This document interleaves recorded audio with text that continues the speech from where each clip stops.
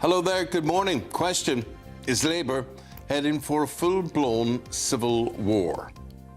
Yes, Andy Burnham has been blocked from standing as an MP after Labour's leadership rejected his bid for selection, a decision he says is deeply disappointing.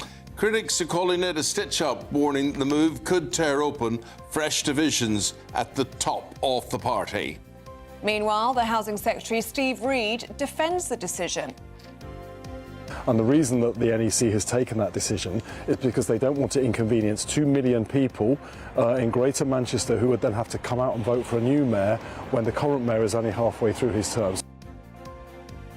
The Home Secretary will announce a major set of police reforms today to crack down on what she terms as an epidemic of everyday offences. Elsewhere in the United States, protests erupt as a man is shot dead by ICE officers in Minneapolis, causing Republicans to break ranks over the immigration officers' actions. We are able to show television on screens large enough to be shown to a cinema audience, and have recently been able to send wireless television pictures in colour.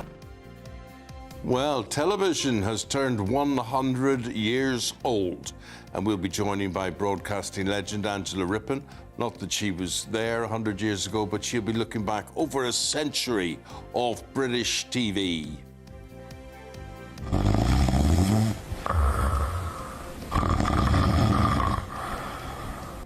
A question this morning, is snoring ruining more than just your sleep? While nurses are warning that poor sleep is fueling serious health problems and putting a real strain on our relationships.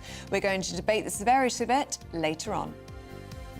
And in sport, well, there was no sleeping in the Emirates last night. Can Arsenal hold their nerve at the top as Manchester United beat them 3-2? And Manchester City and Aston Villa breathed down their neck. Hearts seem to be doing just that in Scotland. They drew with Celtic. And the cyclist in the Tour Down Under race knocked off his bike by a kangaroo who goes on to win the race. That's the cyclist, not the kangaroo, just to make that clear. It's turning very wet and windy as we head through this week, but will we see any sunny spells? Join me for all the latest. And thank you for joining us this morning until 9:30. I'm Eamonn Holmes. I'm Ellie Costello, and this is GB News Breakfast.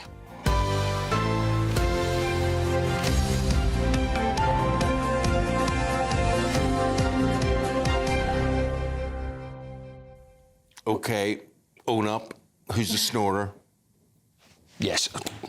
Coity says he's a snorer. I'm a snorer.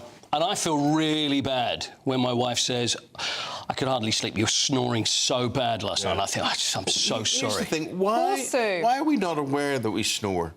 Well, I am. It wakes me up. Does it? You must be a bad snorer. Seriously, I've actually woken myself up snoring. And I've dreamt of these loud noises, and it's probably And it's you. Me doing it. The thing I find unfair is that it's stereotyped that it's men who snore all the time. I think Yeah. it is, though. That You don't think so? Show Don't you think it is?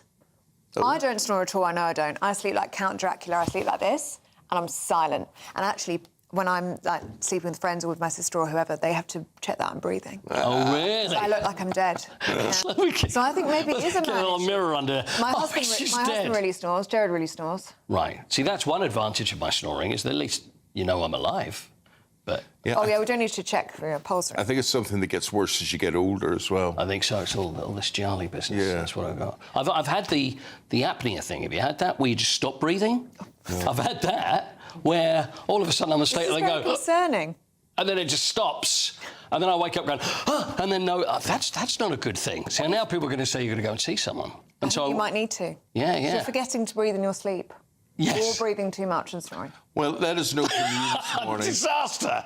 It is a disaster. Who is the snorer in your home? Yes. Is it a man? Is it a woman? Is it exclusively men? Is it the dog? It's the dog. Oh, my dog does? Yeah. Oh, that's even worse. Nellie? Yeah. At the end of the bed. Oh, my goodness me. And then how can you fix snoring? Is there something you can do to stop it? I don't know. I'm not exactly sure why we're talking about it today. Because we're doing a debate. I don't know why we're doing that, though. Yeah. I think we've just done it, haven't we? Some survey or something, but so it has always been. It has always been a problem, snoring. Yeah, but we're debating whether you should break off a relationship if your partner. Oh, my goodness me. I think it is a very very hard thing for lots of couples. Yeah, I believe They have to that. sleep in separate rooms and things. Because of snoring. Let us know what Well, you think. there we go. Certainly will not put you to sleep with that one.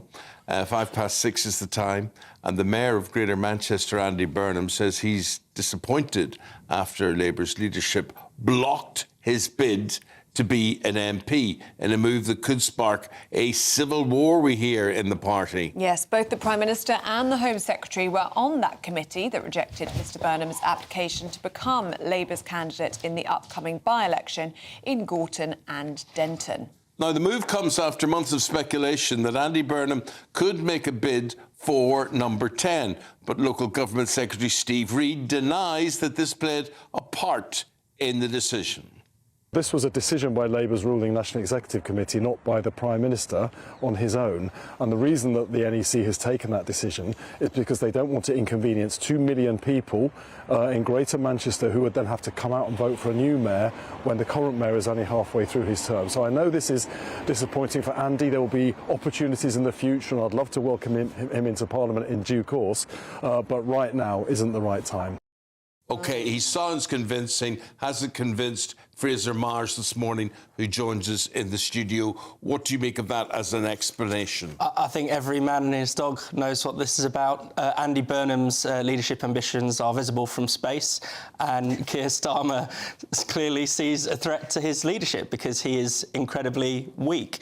Now, What about the people in Greater Manchester? I do understand this point in the sense that, you know, should they have another election, which could go even worse for Labour because, you know, Labour and Keir Starmer are both weak. Labour could lose that election to Reform. I think they're much more worried about that, by the way, than actually holding the election. I think in a different circumstances, maybe if it were a few years ago or something, if it weren't for the threat of the Reform, then I don't think they would have made this argument about holding the election. So, yeah, there could be the potential for a by-election lost to Reform and Greater Manchester lost to Reform. If I was a voter in Greater Manchester, I could be, you know, and you watch Andy Burnham, great performer, but I'm thinking he doesn't want to be here. He wants to be at Westminster. So I don't believe that he really wants this job. Surely that will not go well for him now. I would have thought so. I think that will taint the rest of his time as mayor. I mean, it is a bit of a bizarre argument. He's, you know, styled himself as the anti-Westminster candidate. He spent 20 years in Westminster. I think he, you know, started as a special advisor in 1998. He's been, you know, held several ministries. This man is Mr. Westminster. It's a bit of a phony act, this kind of, I'm Northern, I'm different, I'm not from the political class. And to the point of parody, I mean, he was once asked, you know, what's your favourite biscuit? And he said chips and gravy, because that's what Northerners like, or something like that. So I'm not that convinced that he's really in touch with the people of Greater Manchester in the way that he says. I think it's a bit, yeah, it's a bit cheap. This is a massive political gamble now for Sir Keir Starmer, isn't it? Do you think he should have potentially allowed him to stand? He may have very well lost. Yeah. And then no responsibility would fall on Sir Keir Starmer's shoulders. But now it looks as though he's pulled Labour's very best candidate from this by-election. If they then lose that to Reform UK, well, then potentially Keir Starmer's sealed his own fate. Well, yeah, exactly. So Starmer will have to take full responsibility for the result of that by-election, when maybe he could have blamed it on Andy Burnham not being, you know, it might have shown that Andy Burnham is not as popular with the public as he imagined, or not as popular with the public as he is within the Labour Party. But instead, he now has to completely own that decision. And it does look as if, and I think it looks this way because it is what it is, that Keir Starmer cannot stand other tall poppies, other people who might have either some talent or some popularity within the Labour front bench, within the parliamentary party. I mean, there were stories from a few years ago where Starmer was said to be seething when Andy Burnham did well in the 2021 Greater Manchester mayoral election. Well, the two of them famously don't get along, do they? They don't. Ever since Starmer sought his backing for the leadership and Burnham said no, they haven't really got along. They got on long before that, but yeah, it's... Well, Starmer sits on this National Executive Committee. They barred Burnham from standing in this election. So I don't know what way the votes went, but presumably we can assume that Starmer voted for that decision. Well, the votes went 8-1 in favour of blocking Burnham. Shabana Mahmood is the chair, but she remained neutral. But one of the things that Starmer did when he took over from Corbyn was he made sure that he took over all these institutions within the Labour Party, like the National Executive Committee. It's supposed to be actually independent of the leadership, but it really isn't. I'm sure Starmer will now say that it was a totally independent decision and I had nothing to do with it, and will want to wash his hands of it. But we shouldn't believe him if he does that. This is entirely, they're doing the bidding of Keir Starmer. So, Fraser, is this the end of all of this? Now, does Starmer just pack up and go and fight the mayoral election in Greater Manchester? Well, I think the irony is that Starmer said, you know, one of his excuses for blocking Burnham was that it will put an end to the psychodrama. But I think the psychodrama is only just beginning, if anything, I'm afraid. those voices now are going to be even louder, because Andy Burnham hasn't gone anywhere. There'll be another by-election, inevitably, and many people want him to stand. That's true. There'll be other opportunities for Andy Burnham to stand. There potentially could be other challenges to Keir Starmer's leadership because, you know, I seriously doubt he's going to turn things around in the polls and with public opinion. So I think the battle for the Labour leadership is only just getting started. OK. OK, keep us posted, my friend. We'll talk to you throughout the programme this morning. If you have any comment to make in all of this, please do have your say. If you agree or disagree with anything that Fraser's had to say, we will reflect that later in the programme. gbnews.com/your say. Now, 11 minutes past 6. Let's get a check on the weather with Liam Eslick. Expect warm spells with the odd rude interruption. Box Boilers sponsors the weather on GB News. Hello there, and welcome to your GB News weather update from the Met Office. After a pretty damp and grey weekend, that theme is going to continue into the new week. It will turn very wet and windy as we reach Tuesday as well. But for Monday at least, it will be a mostly dry picture, albeit a cloudy one for much of England and Wales. We do have this band of rain moving in towards Northern Ireland and southwest England, where we do have the first of our yellow rain warnings coming in towards Northern Ireland, so expect some disruption here. We do have some snow showers across Scotland as well, but on the whole, temperatures around the seasonal average, around 6 or 7 degrees for what we would expect for the end of January. Now, as we go through Monday evening, you'll notice we do have a second weather warning across the southwest of England and South Wales. So again, heavy rain expected here, maybe 30 to 40 millimetres of rain possible across these parts. Drier towards the east, but still clinging on to that cloud, and that rain will slowly move off from Northern Ireland, and we will continue to see these wintry showers across Scotland. Much of that snow just falling on higher hills. The showers elsewhere will be falling as rain in that southeasterly breeze. But as we go through the evening on Monday, notice this area of heavier rain moving up from the English Channel. That's going to introduce some widespread heavy rain, and we do have a second yellow rain warning across the southeast. But for everywhere on Tuesday morning, it's going to be a very wet start to the day. Temperatures-wise, not that cold, around the mid-single figures to begin with. But these winds, especially across the southwest and through the Irish Sea, they are also going to be very strong, 40 to 50, maybe even 60 miles per hour across those exposed coastlines.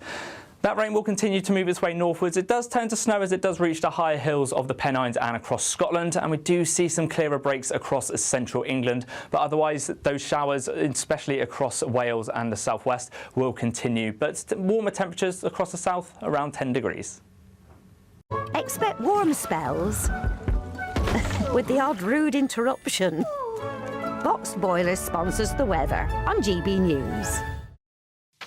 Now, another big story that you're going to be hearing a lot about today is Shabana Mahmood has vowed to get more police officers out of buildings and onto the streets as part of a radical overhaul in England and Wales. Yes, the Home Secretary will pledge to cut red tape and unnecessary admin that she says prevents officers from spending more time on the beat. Well, good luck to her. Joining us now, former police officer Oliver Lawrence. Oliver, admirable wishes, you know, for this to happen. But what are the chances of it? I've visited a lot of police forces and seen them in action, and you know, whether it's a police force or a police service, and who should they be serving, and how many of them there should be in the country, and whatever it is. I think this is a tough job. She's not going to do this overnight if she wants to. No, Eamonn, no, Ellie, good morning. Thanks for having me on. Now, this is a massive project, and I think we've only got to look at probably the challenges that Police Scotland face in these huge overhauls. Since the evolution of that organisation, they've got 1,000 fewer officers on the street, 2,500 officers. They can't actually deploy 200 less police stations, and £2 billion taken out of frontline policing. So the biggest question here is, how are we going to implement this? What's the funding model going to be like? And we've got to make sure that we have operational police officers as part of these discussions. My biggest concern is that communities, the smaller communities outside our big cities, are the ones that are going to be impacted by a significant reduction in service of officers being able to respond to their needs and expectations. So there are massive challenges, and this is going to take some time to implement.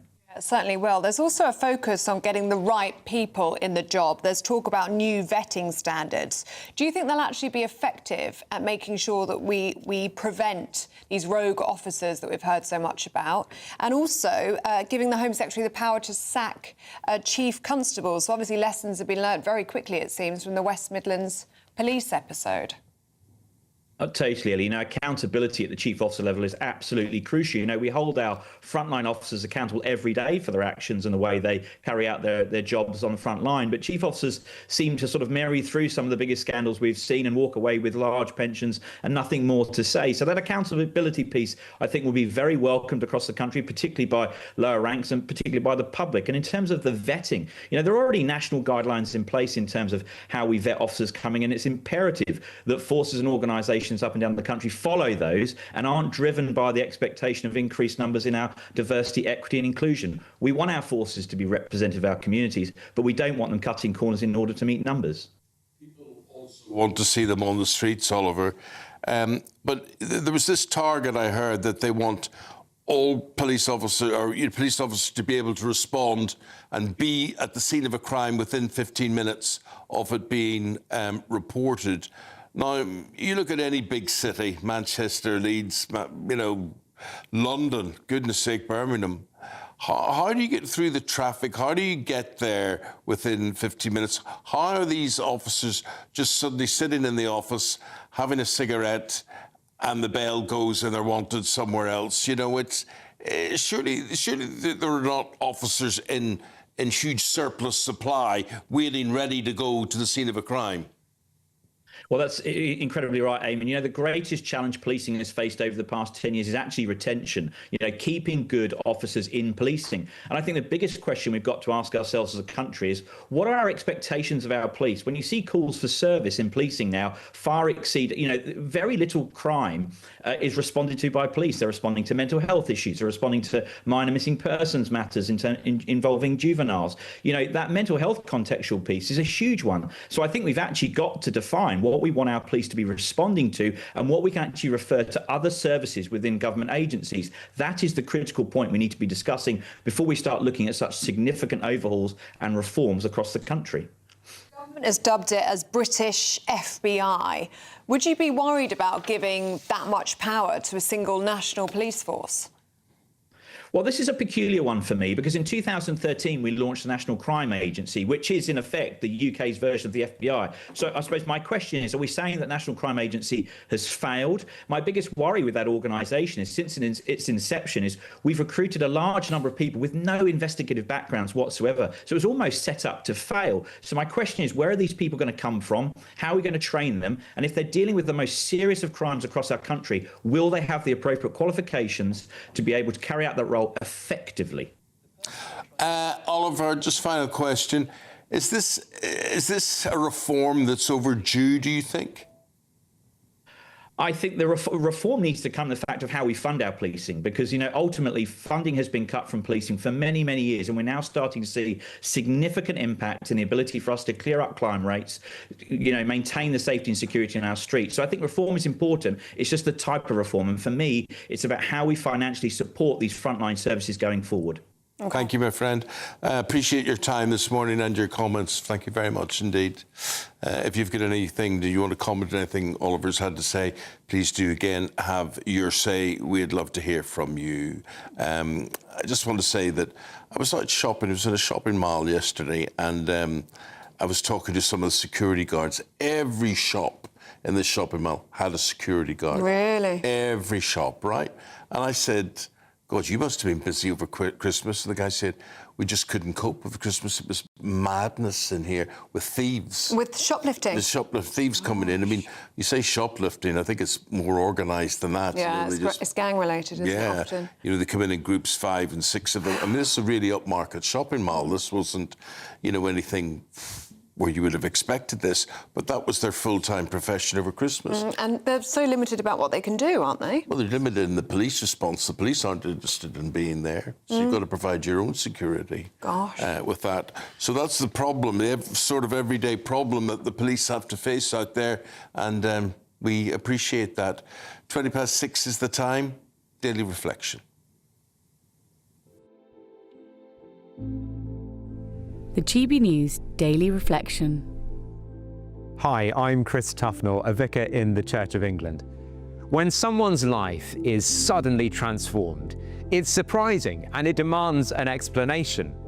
I can't think of a more dramatic example of that than what happens to a man called Paul. He lived in the 1st century, and we read both in the Bible and in non-Christian sources that he was passionately hostile to the early Christian movement, hunting down its followers, putting them in prison, even overseeing their killings.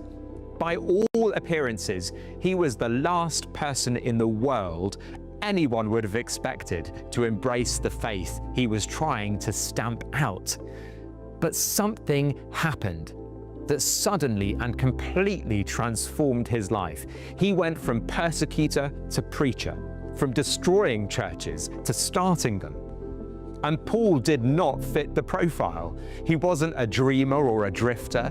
He had power, privilege, and prestige, nothing to gain, everything to lose. His transformation can't be explained by ordinary motives or human ambition. And that's what makes his story so striking. It points to another power at work in history. Christians believe that this same power has been at work ever since, transforming lives. And still today, many people are being changed when they, like Paul, encounter Jesus.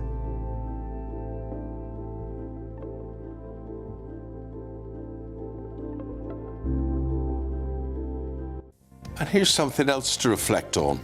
The use of AI, artificial intelligence, right? We're going to look at how it is, well, I suppose the word is inspiring the next generation of entrepreneurs. Does it inspire you or depress you? Yeah, we're going to be talking about that next on GB News Breakfast with Eamonn and Ellie.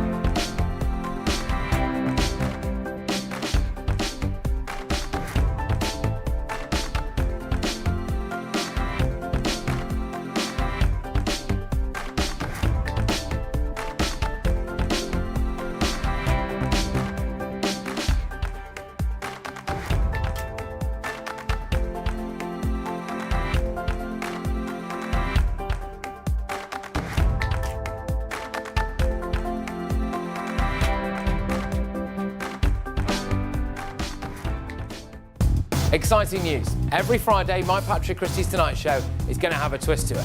We're welcoming some special guests. You. That's right, on Fridays I'm going to be doing my show in front of a live studio audience because this show is about you and what you have to say. It's going to be the same big debates, same big topics, same big opinions. But every Friday night at 9 p.m, you are invited to come on down to Patrick Christie's Tonight to be a part of the action. Only on GB News, the People's Channel, Britain's news channel.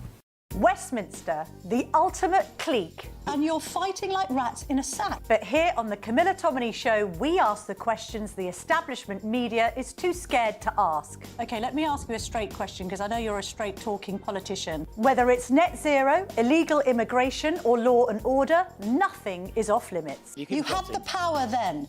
Yeah, as I and say, now you've lost it. That's the Camilla Tominey Show, a politics show that's fearless. But no, let me finish my question if you don't mind, because it is my show. Sundays at 9:30, only on GB News, the People's Channel, Britain's news channel. Britain deserves a newsroom that puts the facts and your voice first. Well, and that's what you get on GB News. Lively debates, lively conversation. And we're not afraid to hold power to account. And each other. So join me, Andrew Pearce. And me, Miriam Gates, for Britain's Newsroom, weekdays from 9:30 on GB News.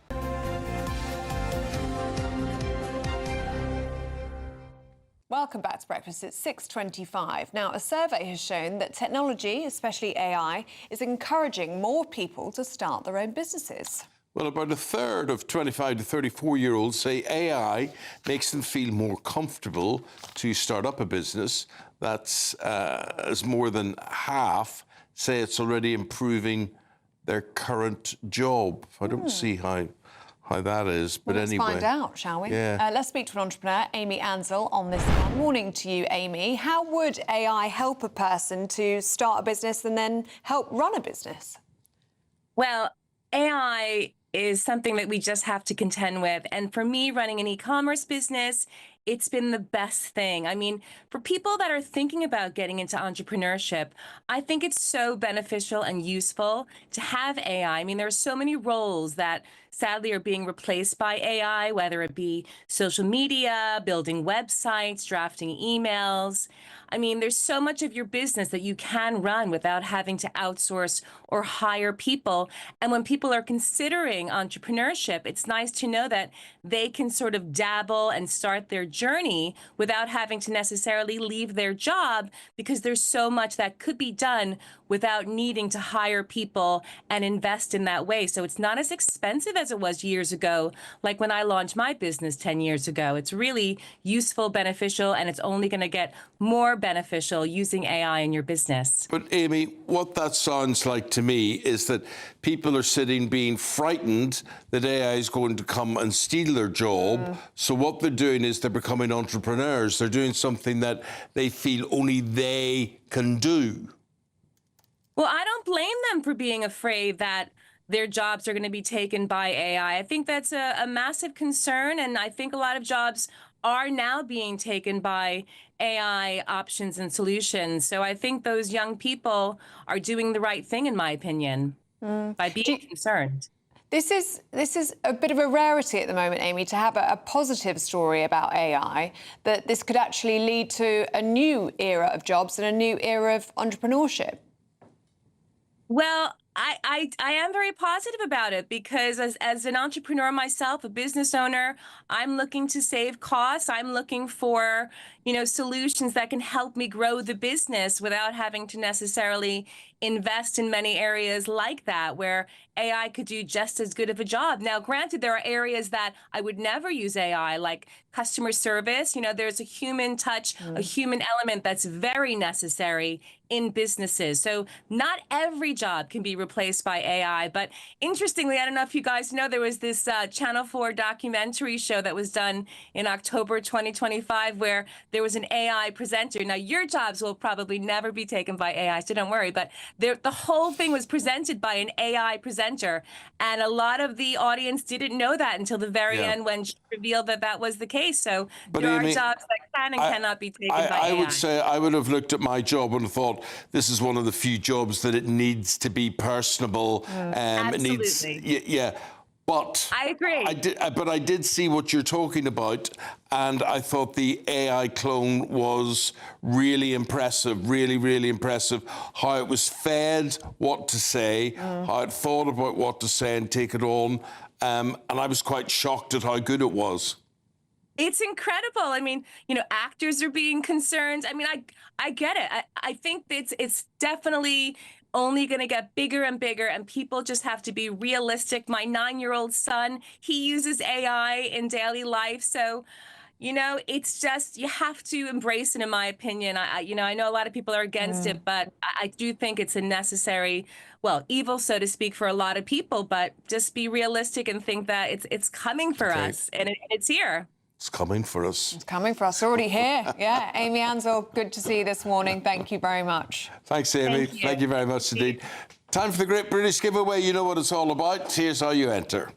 It's the final week to see how you can become our biggest cash prize winner to date, as there's a simply stunning £85,000 in tax-free cash to be won. Go on that dream holiday, buy that brand new car, or just relax in the knowledge that the rest of the year could be on us. But you have to hurry, as lines close on Friday the 30th of January. For another chance to win £85,000 cash, text cash to 63225. One entry costs £2.50 plus one standard network rate message, or text bonus to 63225. 5 entries cost £5 plus one standard network rate message. Go to gbnews.com/win. Entries start at £2.50. Call 0903 686 3232. Calls cost £2.50 plus your network access charge, or post your name and number to GB18 PO Box 8690 Derby DE1 9TT. UK only. Entrance must be 18 or over. Lines close at 4 p.m. on the 30th of January. Please check the closing time if listening or watching on demand. Good luck. And good luck if you're out and about in the roads today. Here's how it's starting off. Good morning. This is the latest AI travel news from gbnews.com. On the M8 westbound, the junction 16 off slip at Craighall is restricted because of ongoing roadworks, so allow extra time and expect slower moving traffic through the area. In London, the A12 northbound exit slip at junction 11 has lane closures due to a broken down vehicle, with disruption expected to clear at 10 to 7 this morning. And on the trains, cross-country services are disrupted between Winchester and Basingstoke, while Great Western Railway is reporting disruption between Parr and Newquay, and rail replacement transport is running between Liskeard and Lou today. For more travel news, go to gbnews.com.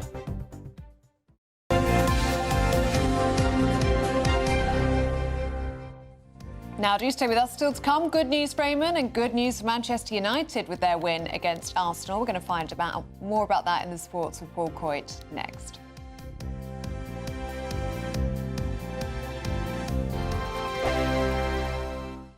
I'm Michelle Dewberry, this is Jubes & Co with you. Hello everyone, Patrick Christie is here. GB News, Britain's news channel. Access the stories that matter to you. Take the GB News family with you on any device, and as long as you have an internet connection. Tune in to GB News, anywhere on the planet or beyond. GB News, the People's Channel, Britain's news channel. From the school run to the home run, watch a new show for all of Britain. So he can say whatever he wants. A straight talking show where all voices are heard. And, when are we going to stop talking about smashing the gangs and actually do it? With the stories that matter from every part of our country. There's a bit of a crash landing there for your Chancellor. Bold, fearless and standing up for you. That's me, Martin Dawdley, 3 p.m. till 6 p.m, weekdays, here only on GB News. The People's Channel, Britain's news channel. Westminster's full of talk, but out here, it's the real world. Am I allowed to talk then? No, that's it. This is where it matters, real people and real lives. That's what politics is all about. The fact is Trump made a good start, no. Straight answers, no spin, and just a couple of pints. How many fingers have I got up? About 10. So join me for Lee Anderson's Real World every Friday at 7 p.m, only on GB News. The People's Channel, Britain's news channel. You want to know what's really going on in the corridors of power? Labour don't know what to do with you half the time, and that makes you quite lethal in the chamber. Get behind the headlines with Chopper's Political Podcast. Join me, Christopher Hope, as I sit down with the great and the good of British politics. We'll see where this ruling takes us. These are the stories shaping our nation. Chopper's Political Podcast, available now on all platforms. Listen in and stay ahead.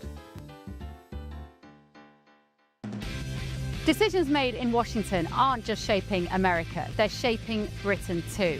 From migration to global security, from crime to health.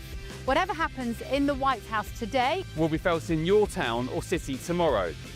That's why The Late Show is live from Washington, D.C. Cutting through the politics to show you what it all means for Britain.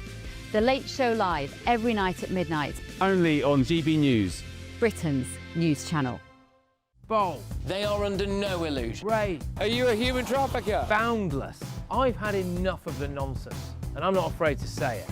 Don't get this on the BBC. Every weeknight, I tear through the headlines. The smell of gasoline. Should we be worried about it? From Westminster madness to cultural war chaos. What I'm going to do now is they are throwing things out the car as we speak. Get ready, Britain. Here we go. Patrick Christie's tonight, weeknights from 9 p.m. only on GB News, Britain's news channel.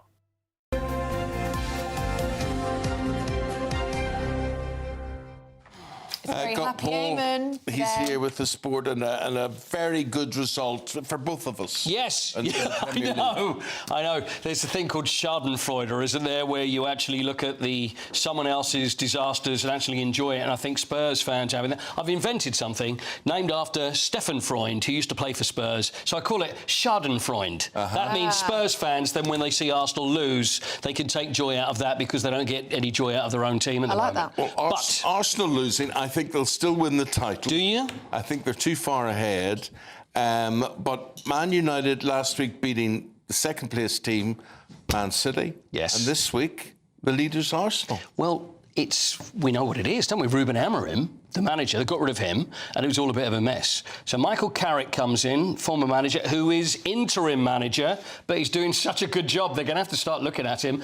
But the thing is, it's square pegs in square holes now, isn't it? Everybody fits, and I thought Manchester United were great yesterday, didn't you? You must have really enjoyed it. He lets them off the leash and he plays that 4-3-2-1 business. We've got wingers and that's just incredible to watch. Two ways of looking at it. So Manchester United were very good, but I thought, honestly, that Arsenal looked nervous, and you could see the fans. This is when it's really important that fans are getting behind their side. And I can understand coming so close, but Arsenal fans seem nervous. And towards the end of the game, there was probably 2 or 3 minutes left after United scored the winner, which turned out to be the winner.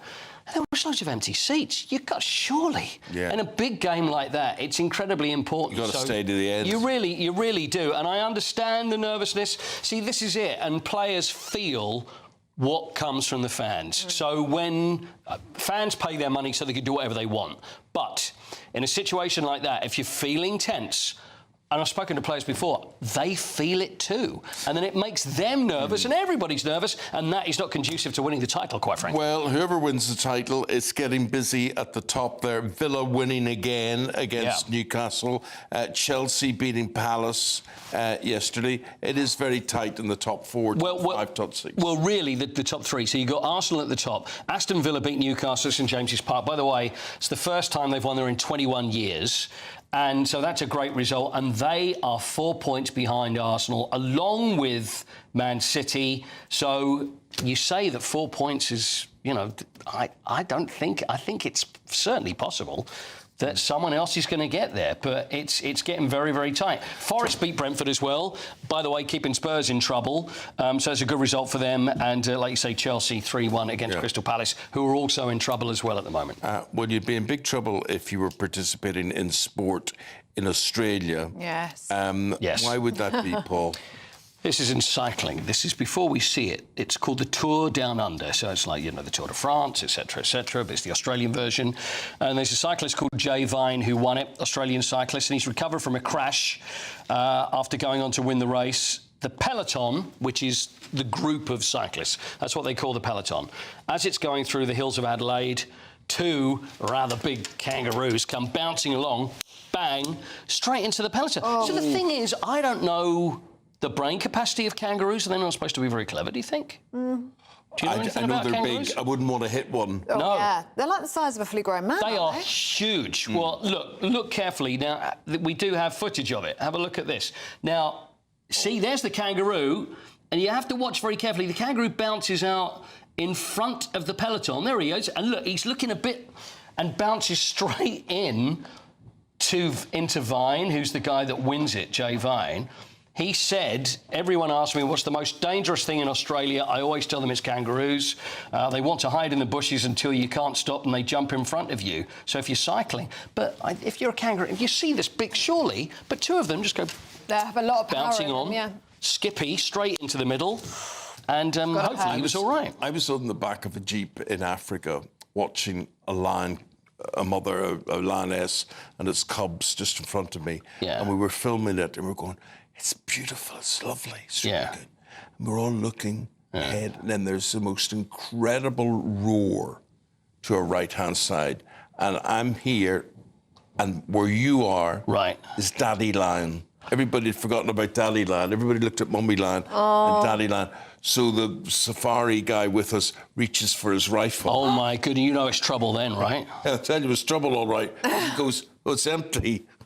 Oh, no! Yes. Did you run for your life? He had to put a bullet in it. And, oh, my goodness me. The roar of this lion. Was it right in? It was, I tell you, it was... Were you in, like, inside some thing or not? It's an open Jeep. No, it was open. Jeep, yeah. So it could have... So how did it end up? Did you survive? Just sped off. We sped off. Yeah. Right. Yeah, it was frightening. And it really gave you the willies, so right? just watch out about animals in bushes. Right, OK. Yeah, OK. So, and you may think Skippy, nice and friendly, but you've got to be Skippy careful those big old things. Skippy, the best friend. Skippy, the bush king. We'll have stories like that and lots of other stories next in the newspapers. Please do stay with us for that. And Candice and Chris participating in that. And we'll be back right after the short break. Ready to soak up that holiday sunshine? Won't we need some cover? No worries. All sorted. All Clear Travel Insurance sponsors GB News Travel Destinations Forecast. Much like the UK, most of the Mediterranean is very unsettled at the moment. There's some particularly heavy rain around. There's even some snow in places as well. And on Tuesday, it's going to be parts of southern Portugal and Spain that will see the wettest weather. Flooding is quite likely in some places here, so travel disruption is likely. Very windy as well. Parts of Italy and the Balkans will see some sunshine, though, on Tuesday, although Greece and Turkey generally pretty unsettled with some heavy showers around. It stays changeable through the next few days and temperatures around average. All Clear Travel Insurance sponsors GB News Travel Destinations Forecast.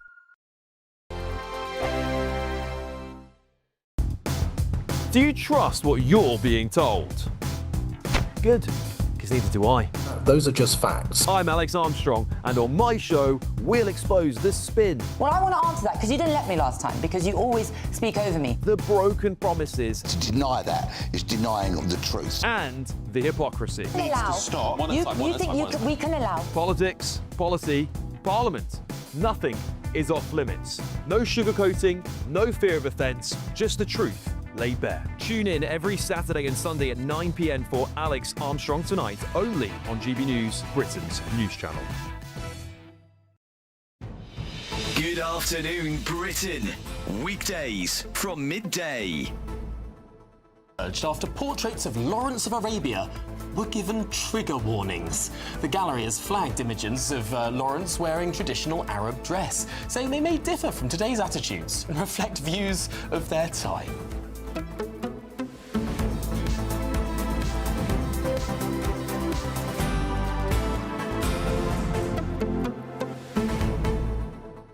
That's just absurd, isn't it?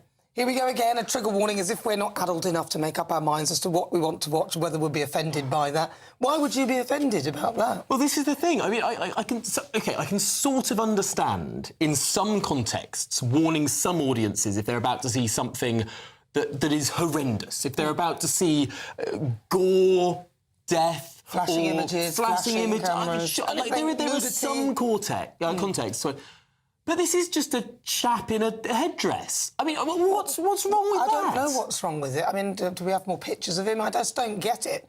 What would you be offended by? What is it? The thing round his head is too tight? Or I think it's... What is it? I don't understand. But this is the whole idea of cultural appropriation. Oh, I see. As if people can't wear clothes of other cultures. But the thing about T.E. Lawrence is he was an Arabist. He adored that part of the world. And many people there adored him too. In some ways, why is this any different to the people who wear the kaffirs, you know, the Palestinian sort of neckerchiefs that people wear on protests? Should we attach trigger warnings to those people I mean, you too? could perhaps attach a trigger warning to me and my wig. I think I'm culturally appropriating somebody who's white because my hair's long, and most people of colour don't have their hair as long as I don't know. It just seems that we can't respect and just understand something of the time. GB News, the People's Channel. In the GB Newsroom, we bring you the news as it happens. With our team of dedicated journalists across the UK, we're ready to keep you up to date with what's happening every half an hour, every single day. Bulletins here on GB News, the People's Channel, Britain's news channel.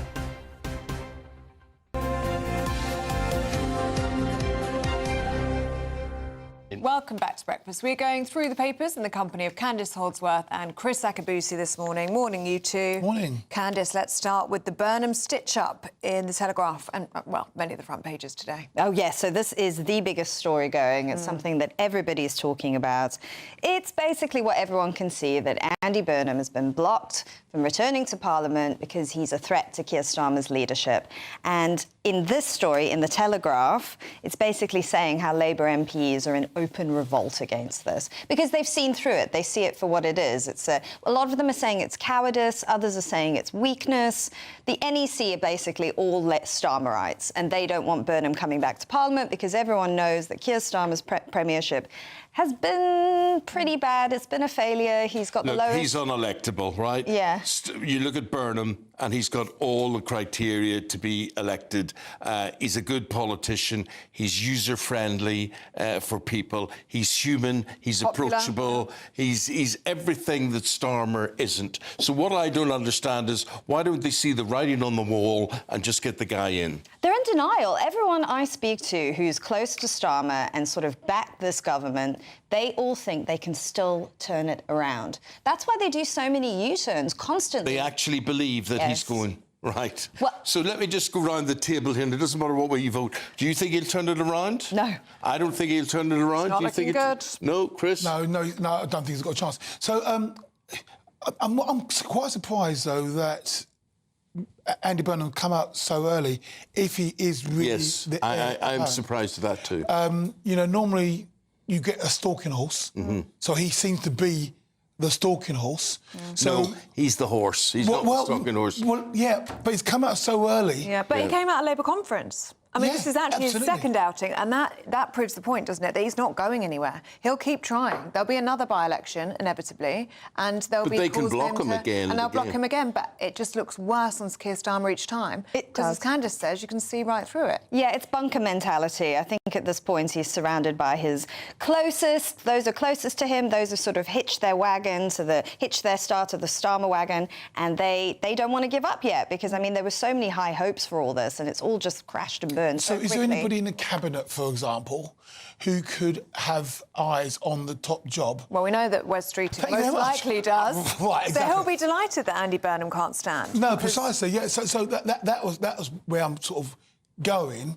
Is that there could be deals being done, and in the Labour Party, Andy Burnham is a big beast, like you said, articulate, looks great, telegenic, everything that.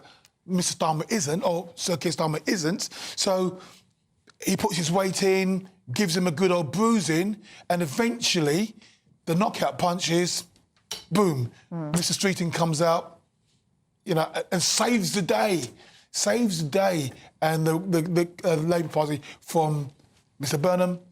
He finds a job, I don't know what it is. So that's what I'm thinking of, the manoeuvring. There's so much going on that we do. Manoeuvring is the right term. Let's get to the front page of the Times, and it's got police told they must be on an emergency scene within how long, Chris? So 15 minutes within town and 20 minutes in the countryside.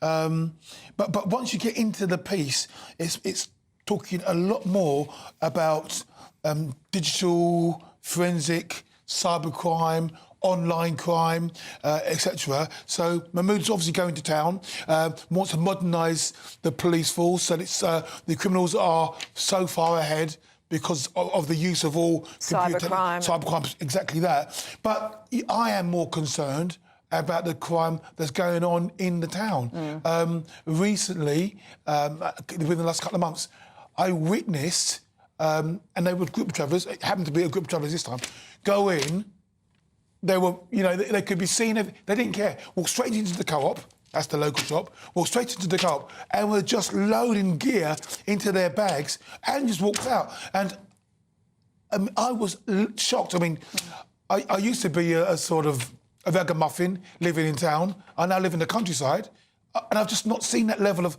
well, it was violence. Were you tempted to do anything about it? No, you know what? I was just so, I just said, have you been robbed? Because initially I walked past and I saw some ladies just doing that, and she dropped something. I said, are you all right? She said, you what? I said, oh, are you okay? You know, I was trying to help her. And suddenly when I went around the other aisle, I saw some more doing it. And on the third aisle, some more. You couldn't believe what you were seeing. Yeah, and by the time I went to pay for my goods, they said, have you just been robbed? Oh, yeah. It's the third time this month. Unbelievable, isn't it? This is the problem. This is what people are dealing with all the time. So, I mean, a lot of studies have shown that violent crime has fallen, but these sorts of low-level crimes have risen exponentially. And this is the sort of crime that most people are going to experience. That's why people have this sense of everything being out of control. They've lost faith in the police. They don't feel they're there. I mean, Shabana Mahmood, the big criticism of these reforms is that you actually do have to invest more to get people on the job in 15 to 20 minutes. Yeah. How can they do it with their current level of resources? She seems to be saying that AI and tech can do it. But from a civil liberties perspective, what is that going to mean? More surveillance of ordinary people who haven't done anything wrong? Yeah. So it's like tracking your phones and things like that. Once they think that you are that sort of person, tracking your phone signals, who's texting who, you know, what's going on. But what Candice is talking about is, you know, you've got to free up a fund, you've got to free up more resources. Needs investment. And you can do that by what they're doing here, which is merging and reducing the amount of forces there are, cost-cutting, but that's not necessarily giving people what they want immediately in the way that they want it. It means less police, less people in certain specialist areas and whatever, but... And also, from a political perspective, I mean, what we're talking about here,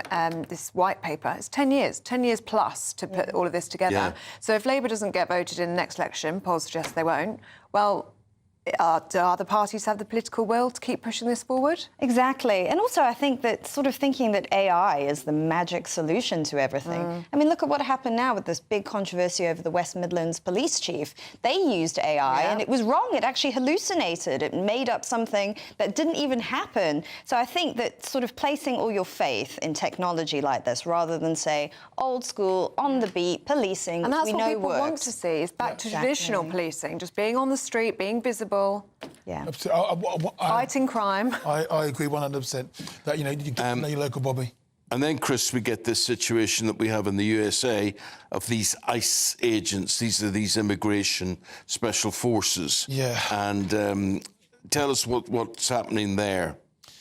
Well, it's horrifying to think that the United States of America that I knew, I mean, I studied half a dozen years there, I trained over there, and the American people, lovely people, friendly people, law-abiding people, and what this has descended into is just crazy. The second victim now got shot, Alex. He was a nurse, he was a humanitarian, he was... Yeah. I mean, he didn't seem to be a terrorist. Well, no. Shot dead, but he was carrying a gun. Yeah, but that's what he was. So he was legally carrying as the you're gun, able to in the US, yeah. and was legally shot by the Immigration and Customs Enforcement team.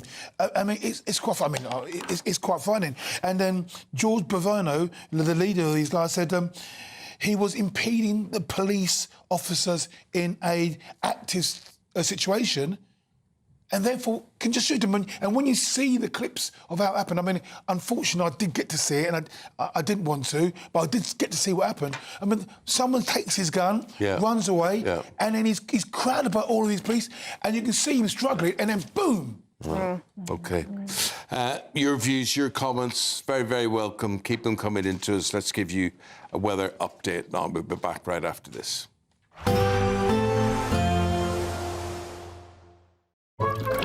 Warm and cosy, with a chance of zero visibility. Boxed Boilers sponsors the weather on GB News. Hello there, and welcome to your GB News and weather update from the Met Office. After a pretty damp and grey weekend, that theme is going to continue into the new week. It will turn very wet and windy as we reach Tuesday as well. But for Monday, at least, it will be a mostly dry picture, albeit a cloudy one for much of England and Wales. We do have this band of rain moving in towards Northern Ireland and southwest England, where we do have the first of our yellow rain warnings coming in towards Northern Ireland, so expect some disruption here. We do have some snow showers across Scotland as well, but on the whole, temperatures around the seasonal average, around 6 or 7 degrees for what we would expect for the end of January. Now, as we go through Monday evening, you'll notice we do have a second weather warning across the southwest of England and South Wales. So again, heavy rain expected here, maybe 30 to 40 millimetres of rain possible across these parts. Drier towards the east, but still clinging on to that cloud, and that rain will slowly move off from Northern Ireland, and we will continue to see these wintry showers across Scotland. Much of that snow just falling on higher hills. The showers elsewhere will be falling as rain in that southeasterly breeze. But as we go through the evening on Monday, notice this area of heavier rain moving up from the English Channel. That's going to introduce some widespread heavy rain, and we do have a second yellow rain warning across the southeast. But for everywhere on Tuesday morning, it's going to be a very wet start to the day. Temperatures-wise, not that cold, around the mid-single figures to begin with. But these winds, especially across the southwest and through the Irish Sea, they are also going to be very strong, 40 to 50, maybe even 60 miles per hour across those exposed coastlines. That rain will continue to move its way northwards. It does turn to snow as it does reach the higher hills of the Pennines and across Scotland, and we do see some clearer breaks across central England. But otherwise, those showers, especially across Wales and the southwest, will continue. But warmer temperatures across the south, around 10 degrees. Warm and cosy, with a chance of zero visibility. Boxed Boilers sponsors the weather on GB News. Thank you for making us Britain's #1 news channel. Together, we have built something truly extraordinary.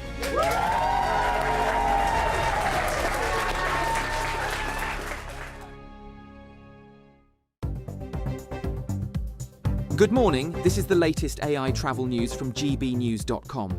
On the M8 westbound at junction 16, the Craighall off-slip is restricted for ongoing roadworks. In London, the A12 northbound exit slip at junction 11 has lane closures due to a broken down vehicle. On the M27 westbound between junction 9 and junction 8, one lane is closed after another breakdown. And on the trains, Cross Country is reporting disruption between Winchester and Basingstoke, while Great Western Railway has disruption between Parr and Newquay, with road transport replacing trains between Liskeard and Looe as services are affected. For more travel news, go to gbnews.com. It's the final week to see how you can become our biggest cash prize winner to date, as there's a simply stunning £85,000 in tax-free cash to be won. Go on that dream holiday, buy that brand new car, or just relax in the knowledge that the rest of the year could be on us. But you have to hurry, as lines close on Friday the 30th of January. For another chance to win £85,000 cash, text cash to 63225. One entry costs £2.50 plus one standard network rate message, or text bonus to 63225. 5 entries cost £5 plus one standard network rate message. Go to gbnews.com/win. Entries start at £2.50. Call 0903 686 3232. Calls cost £2.50 plus your network access charge, or post your name and number to GB18 PO Box 8690 Derby DE1 9TT. UK only. Entrance must be 18 or over. Lines close at 4 p.m. on the 30th of January. Please check the closing time if listening or watching on demand. Good luck. Britain was once the envy of the world. But look around. A nation that no longer knows what it is or where it's going. A country that's broken. How do we fix Britain? How do we bring it back? Friday night with Matt Goodwin at 8 p.m. only on GB News. No matter the state it's in, this is our nation. Join me, Jacob Rees-Mogg, for a genuine, honest discussion on where we have been, where we are going, and where we are with the people who set the direction. Tune in to State of the Nation every Monday to Thursday, 8 to 9 o'clock. Only on GB News. Britain deserves a newsroom that puts the facts and your voice first. Well, and that's what you get on GB News. Lively debates, lively conversation. And we're not afraid to hold power to account. And each other. So join me, Andrew Pearce. And me, Miriam Gates, for Britain's Newsroom, weekdays from 9:30 on GB News.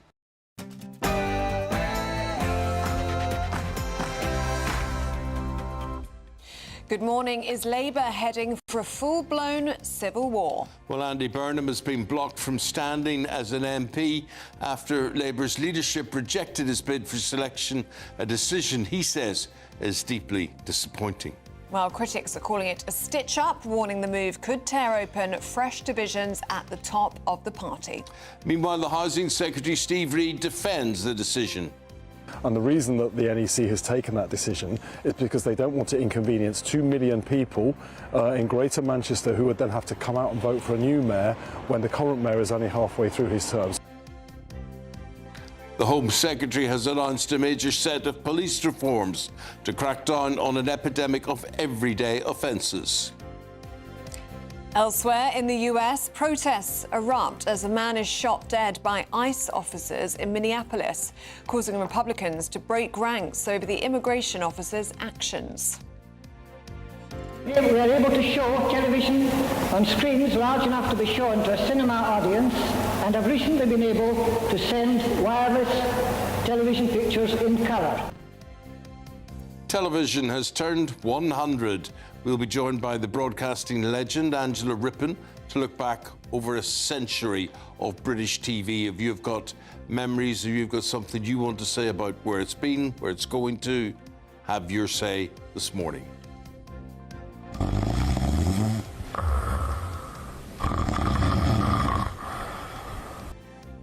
It's up there with some of the worst sounds in the world. Snoring. Is it ruining more than just your sleep? Well, nurses are warning that poor sleep is fueling serious health problems and putting real strain on our relationships. We're going to debate the severity of snoring later on this morning.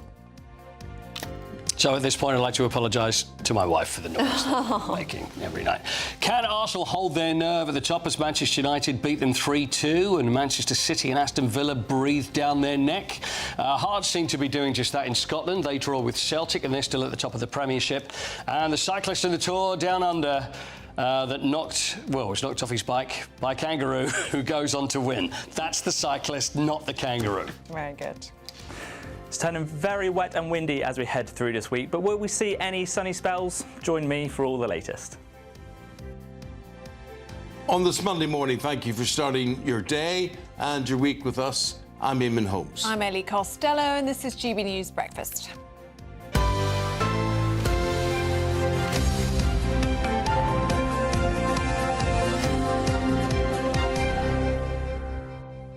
Now, snoring's going to feature big today, and any complaints about it, very much welcome. We'd like to share them with you. I think we tend to laugh and joke about snoring as if it's not a problem, but it's a big problem. Yeah. It's a big problem. Yeah. It is a big problem.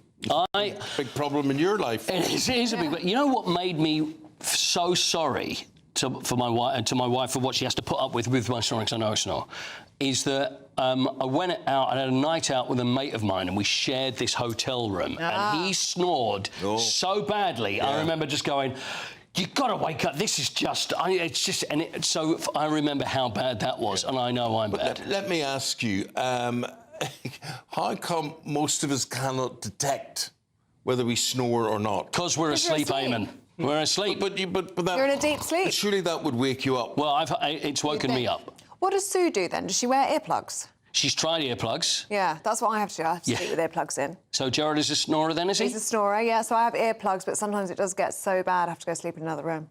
But like I said, the dog snores as well. The The dog sleeps. You've got it everywhere. Everywhere, honestly. Sleep with you? Well, yes, she's in a basket in the room, but she is a super snorer. So if it's not me, it's the dog. And she said the other day that it was so bad because me and the dog were like in harmony. Like so there was a snore from Nellie and a snore from. It's like, what do you do? No. I'm so like an orchestra. It was an orchestra. A snorchestra is what it was. As children, we used to watch my father snore. He'd be like fall asleep in his armchair, and we would watch him snore, and we would all gather round and go, you know, how could you do that? Or what is wrong with them? This is awful. Really loud? And then you realise, I suppose, having 4 sons, we all turn into this person ourselves. Yeah, of course you do. Some age or stage. Exactly. It must get worse as you get older, and I'm convinced it's a man thing.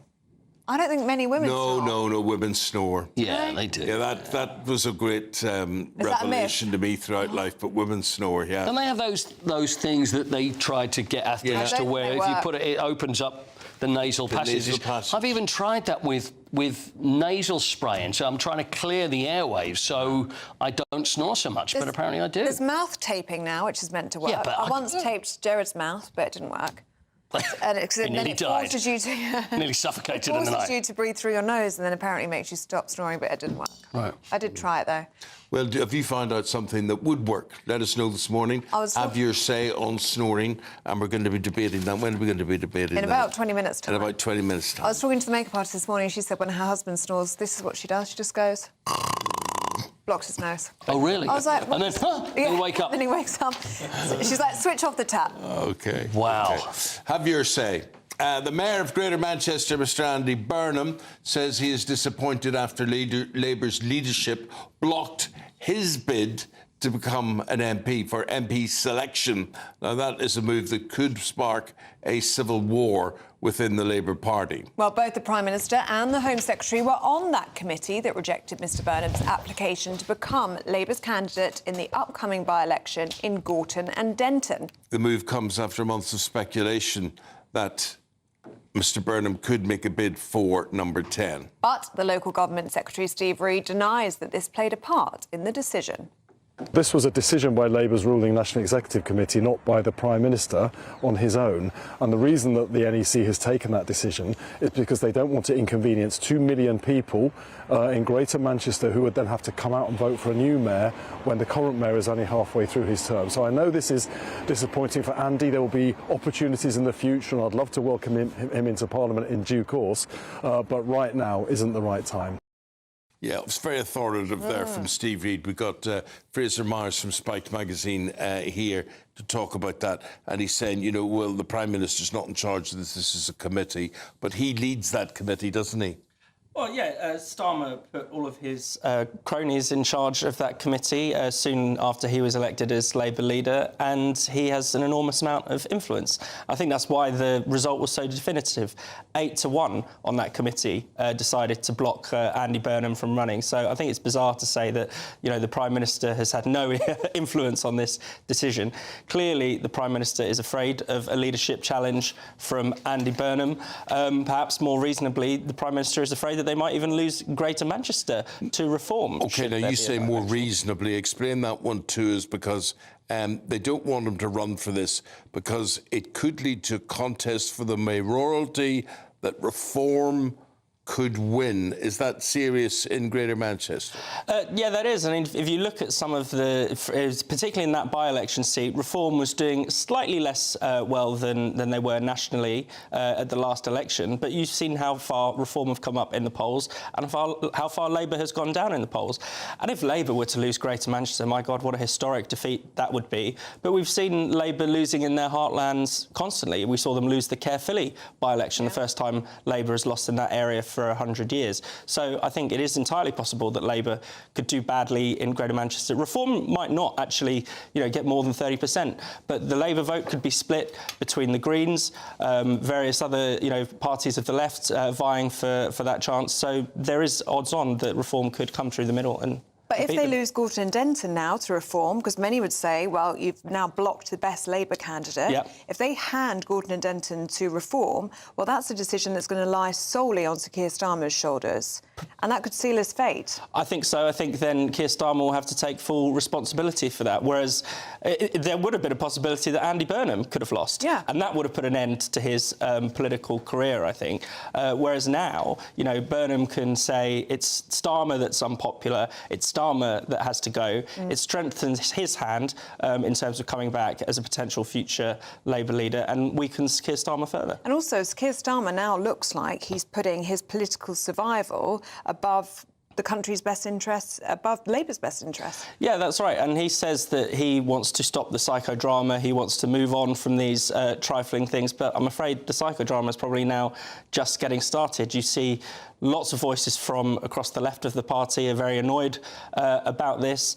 And those MPs have had actually quite a lot of influence on this government. Keir Starmer often backs down to the demands of those MPs, often in the most humiliating fashion possible, often after he's already done a lot of damage to his credibility standing up for a certain point of view.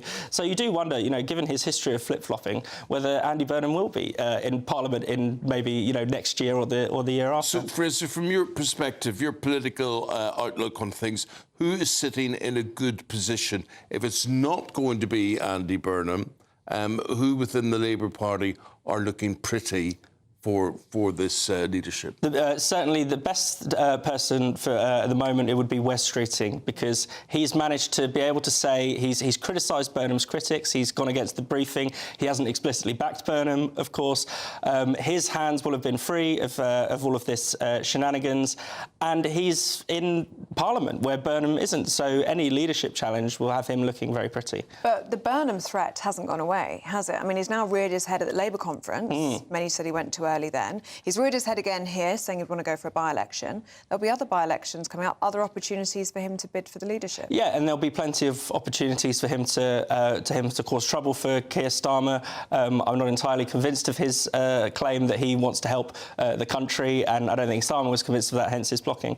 It is also worth saying that even the fact that we're talking about Andy Burnham as a potential leadership challenger just shows you how rubbish Keir Starmer is. I mean, Andy Burnham is someone who had also tried for the Labour leadership twice, lost to Ed Miliband, lost to Jeremy Corbyn. So it says something about the quality of the candidates on offer in Labour. It says something about, you know, the terrible job that Keir Starmer has done, that Burnham is seen as almost like the prince over the water in that sense. Could you see Angela Rayner being offered as a candidate in all of this? I think we would have said that maybe a few months ago, but her chances have been diminished by the scandal. She's under investigation by HMRC. There is every chance that perhaps that could be put behind them and behind her, and she could be the alternative candidate. It could easily be Streeting versus Rayner. But you know, the Labour government only has a few years left, and the odds of them actually winning the election and this person becoming Prime Minister you see, getting shorter and shorter. It's interesting you talking about that, about how long the Labour government's got less.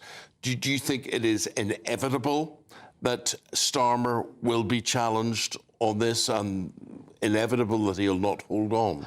Nothing is inevitable. I think that, you know, Labour MPs are sufficiently incompetent not to challenge him and to leave him in post, or perhaps for him to seem like, or for them not to be able to get behind an alternative candidate. That is entirely possible, that Starmer will be representing Labour at the next election. It's also possible that Labour could win the next election. You know, we shouldn't discount that just purely by, you know, on a sort of anti-reform vote. Yeah. It's a small possibility, but nothing is off the table. Oh, sorry. No, I was just about to say, Fraser's going to stay with us to do the next story as well. So we're going to go across the pond. But I just wanted you to work out what type of person, male or female, does Labour need to have for people to say this person is electable, this person represents us? I think someone who is able to basically repudiate the past couple of years of Starmer's misleadership, and there aren't enough people. I think what you can't have is the sort of soft left candidate that the Labour MPs want, because they're making many of the bad decisions that Starmer is going along with. That's leading to a lot of the drift that people are seeing in the country. I don't think there are many candidates that could rescue the Labour Party at this point. They wouldn't get the leadership unless they had the support of the base. That's the problem. Appealing to the Labour base means you're not going to appeal to the country, and that's the sort issue. of problem that Labour finds itself in. No, well, Fraser, do stay with us because we're going to talk to you about this next story, which is that Minnesota Governor Tim Walz has renewed his call for President Trump to withdraw federal agents from the state after an American citizen was shot dead in Minneapolis. Well, the fatal shooting of 37-year-old ICU nurse Alex Pretty has sparked widespread condemnation and now protests across the US. And the Department of Homeland Security says the officers fired in self-defence after Pretty allegedly approached them with a gun, but witnesses suggest that the victim was actually unarmed. All of this, as a reminder, just comes 3 weeks after ICE agents killed a 37-year-old woman, Renee Good, from Minneapolis. So Fraser's with us on this one as well. What do we know about this fatal shooting and the protests that have happened since, Fraser? Well, I mean, there have been protests for a long time in Minneapolis, and there have been quite hectic scenes. But as you say, this is the second time someone has been shot in a month by ICE officers. There really needs to be questions asked about their level of training. Many of them are recruited very quickly, partly as a way to enforce Trump's border policies, getting those off the ground as quickly as possible. So there will need to be an investigation into both of those. I think there's been a tendency, a worrying tendency on the part of the Trump administration to declare these shootings immediately acceptable, when actually there's always a lot more to it than that. I think it would be wrong also to draw the opposite conclusion and to say that every ICE agent has gone rogue or that they're part of some sort of Gestapo, which is the kind of the line coming from the left. It's a real shame that this has become caught up in America's culture war, because there are, officers should not go rogue and should not be shooting people. But on the other hand, people should not be preventing officers from doing their jobs as they are regularly doing. It should not be totally controversial for the US government to be able to deport illegal migrants. That is what that has brought public support. What we saw here, my own uneducated eye, if I was an eyewitness on the video footage that I saw a murder taking place. Well, I think that that needs to be investigated, because that's what it looks like. And even if this person was carrying a gun, under the US Second Amendment, taken away from, you see an officer taking the gun away, and you have every right, but also you have a right to be armed in those circumstances in the US. So it's a legal firearm. It was absolutely, it was legal. Someone with a license. Back of his belt, his hands weren't near it. It was taken away by an ICE officer. Yeah. And then for some reason he was shot. And I think that's why, there needs to be an urgent investigation into this. We can't have what the Trump administration is saying is that it's basically excusable, that this behaviour is acceptable. We also need to look at the fact that many of these officers are undertrained, they're new. That's not to absolve them of blame in any way, but that's a policy failure. And this is a real, so this is a real problem that needs to be sorted out. Otherwise, Trump will lose support for something that, most people believe in, which is that people should not be able to overstay, their visas or things like that, or there should be this is trying to deal with illegal immigration, which most people will support, but it's dealing with it in such a cat-handed and wrong way. Yeah. Fraser, appreciate all you've had to say this morning. Thank you for your contribution throughout the programme. Thank you. If you have anything to say, have your say, get in touch. Yes, now let's get a check on the weather with Liam.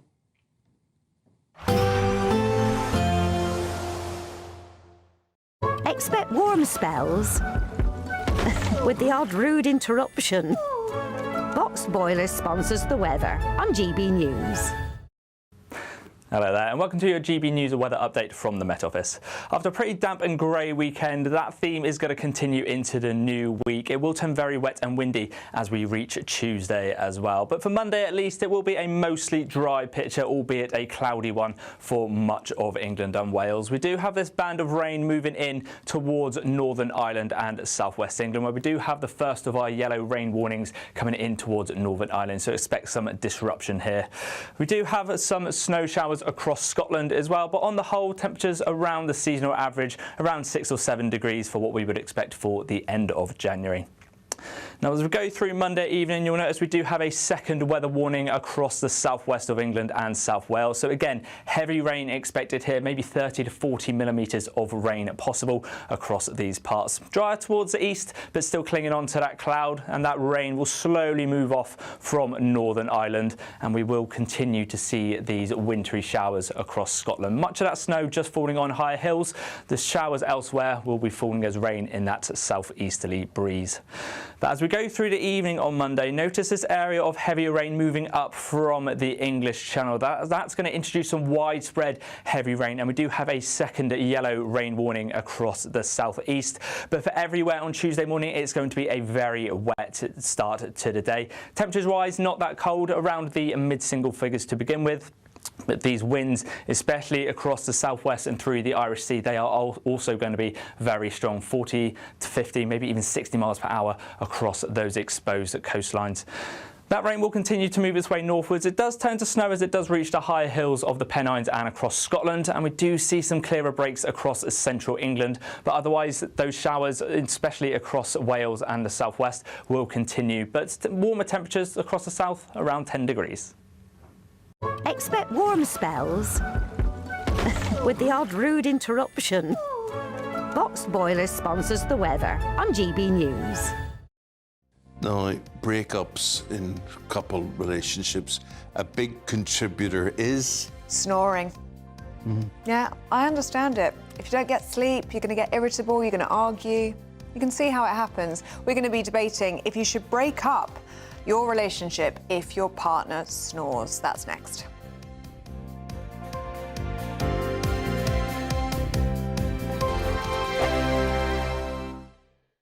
Exciting news. Every Friday, my Patrick Christie's Tonight Show is going to have a twist to it. We're welcoming some special guests. You. That's right, on Fridays I'm going to be doing my show in front of a live studio audience, because this show is about you and what you have to say. It's going to be the same big debates, same big topics, same big opinions, but every Friday night at 9 p.m. you are invited to come on down to Patrick Christie's Tonight to be a part of the action. Only on GB News, the People's Channel, Britain's news channel. Hi, I'm Michelle Dewberry, and my show is your opportunity to cut through all the noise and dive in headfirst to some robust debates. Ideas clash. Situation, isn't it? No, because the failure is you're deliberately avoiding my point. Nothing's held back. And if you think this is the end of it, wait for more. And we do not shy away from the difficult stuff. Sometimes I want to shake people and say, if only you understood. So join me on Jubes & Co. weeknights at 6 p.m. only on GB News, Britain's news channel. Decisions made in Washington aren't just shaping America, they're shaping Britain too. From migration to global security, from crime to health. Whatever happens in the White House today will be felt in your town or city tomorrow. That's why The Late Show is live from Washington, D.C. Cutting through the politics to show you what it all means for Britain. The Late Show live every night at midnight. Only on GB News, Britain's news channel. From the school run to the home run, watch a new show for all of Britain. He can say whatever he wants. A straight talking show where all voices are heard. And, you know, when are we going to stop talking about smashing the gangs and actually do it? With the stories that matter from every part of our country. There's a bit of a crash landing there for your Chancellor. Bold, fearless and standing up for you. That's me, Martin Daubney, 3 p.m. till 6 p.m. weekdays, here only on GB News. The People's Channel, Britain's news channel. Do you trust what you're being told? Good, because neither do I. Those are just facts. I'm Alex Armstrong, and on my show, we'll expose the spin. Well, I want to answer that, because you didn't let me last time, because you always speak over me. The broken promises. To deny that is denying the truth. And the hypocrisy. Needs to stop. You think we can allow? Politics, policy, Parliament. Nothing is off limits. No sugarcoating, no fear of offence, just the truth laid bare. Tune in every Saturday and Sunday at 9 p.m. for Alex Armstrong Tonight, only on GB News, Britain's news channel. No matter the state it's in, this is our nation. Join me, Jacob Rees-Mogg, for a genuine, honest discussion on where we have been, where we are going, and where we are with the people who set the direction. Tune in to State of the Nation every Monday to Thursday, 8 to 9 o'clock, only on GB News.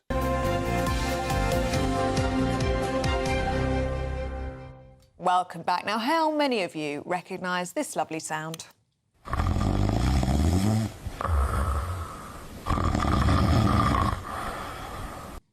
It's the worst. No, it's not funny. It isn't funny. It's the worst. And it's also not exclusively to men doing it, as they sort of suggest from those pictures. But does it affect your sleep? Studies show that snoring can put a huge strain on relationships, and nearly 50% of recently divorced people in this country claimed it contributed to the breakdown of their marriage. Yes, it is very serious then.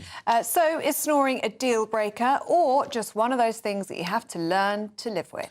Well, joining us now, political commentator Paula London, who I'd like to point out straight away is not a snorer. She made that clear to me. Yes. And relation coach Ray Michelson. Ray, good morning. Ray, does this play a part in your business as a counsellor, as a coach? I have had people come through to me as a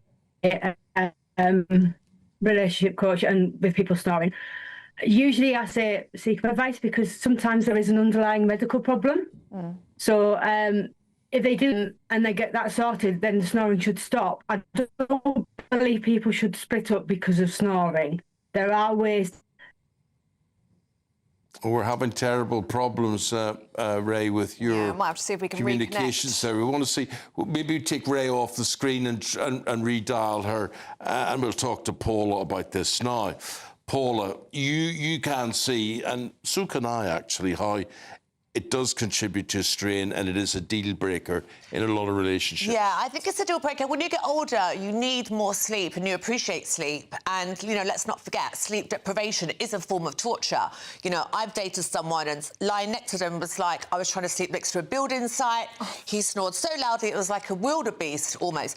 So if you snore a little bit or if you've got breathing problems because of a cold, it's OK. But if you're constantly snoring, refuse to sleep in another room, yeah, you're going to have to go, because as I get older, my beauty sleep's really important to me and I get too cranky if I don't sleep, so...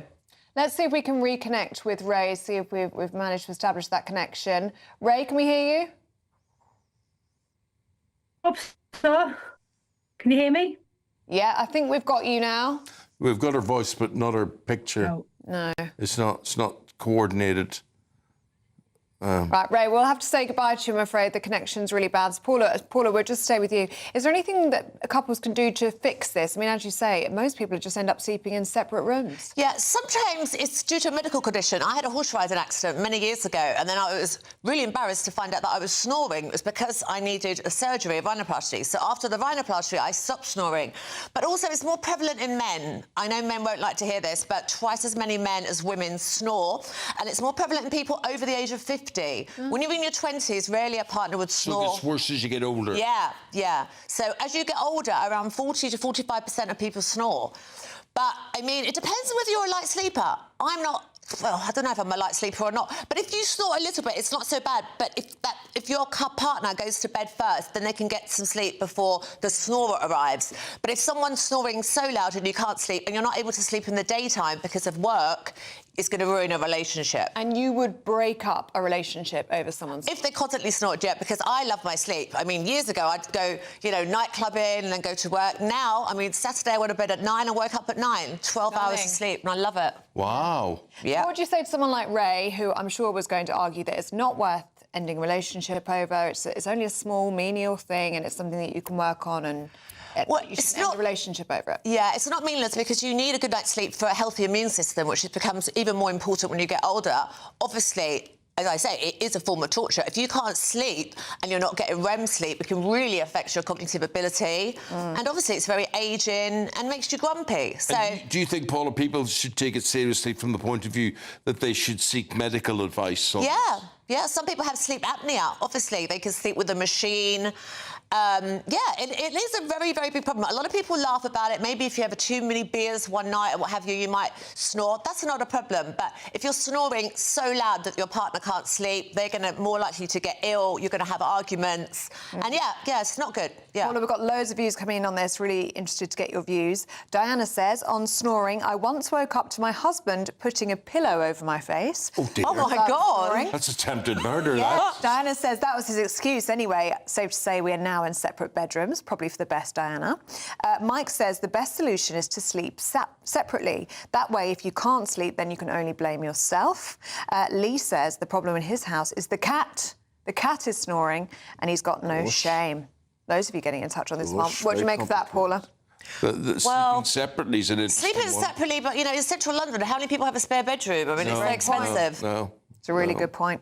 All right, Paula, thank you so much. Really good to get your views on that one, and really good to get your views as well at home. Keep them coming in. gbnews.com/you'll say. You see, I don't think I snore, but I've been told that I do. Yeah. And you think, you know, but she's a corpse. She goes to bed I at sleep night. like Count Dracula. I sleep like this. Yeah. And silent, and people always think I'm That's dead. it. Oh, God. I'm not. So, and you just wonder if it was taped, if you were taped at night, how loud it actually would be.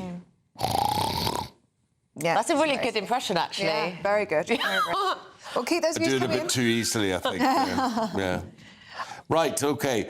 Time for the Great British Giveaway. Hopefully that'll put an end to your snoring. Here it is.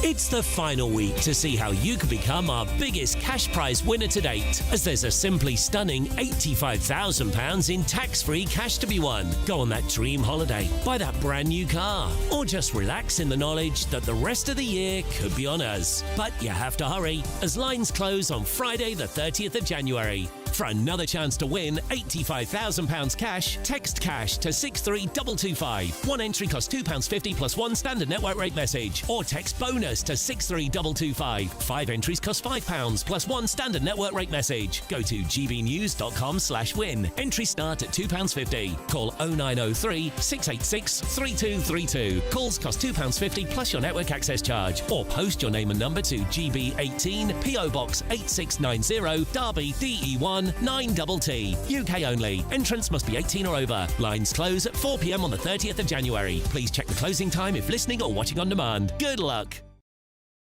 Oh, it's got so many of you getting in touch on that one. Jackie says, to help snoring, buy a wedge to sleep on. That doesn't sound very comfortable. A wedge? A wedge, like a pillow, like a wedge pillow. Oh, yeah. It raises your head and it works a treat. Oh.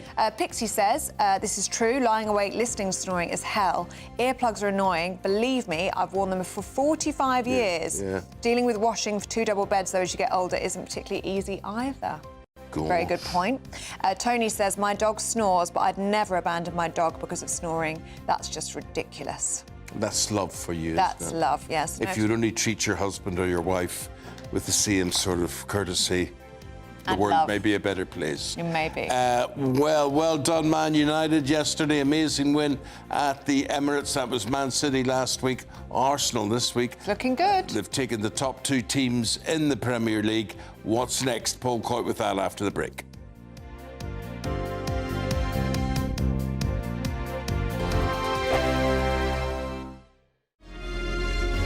Thank you for making us Britain's #1 news channel.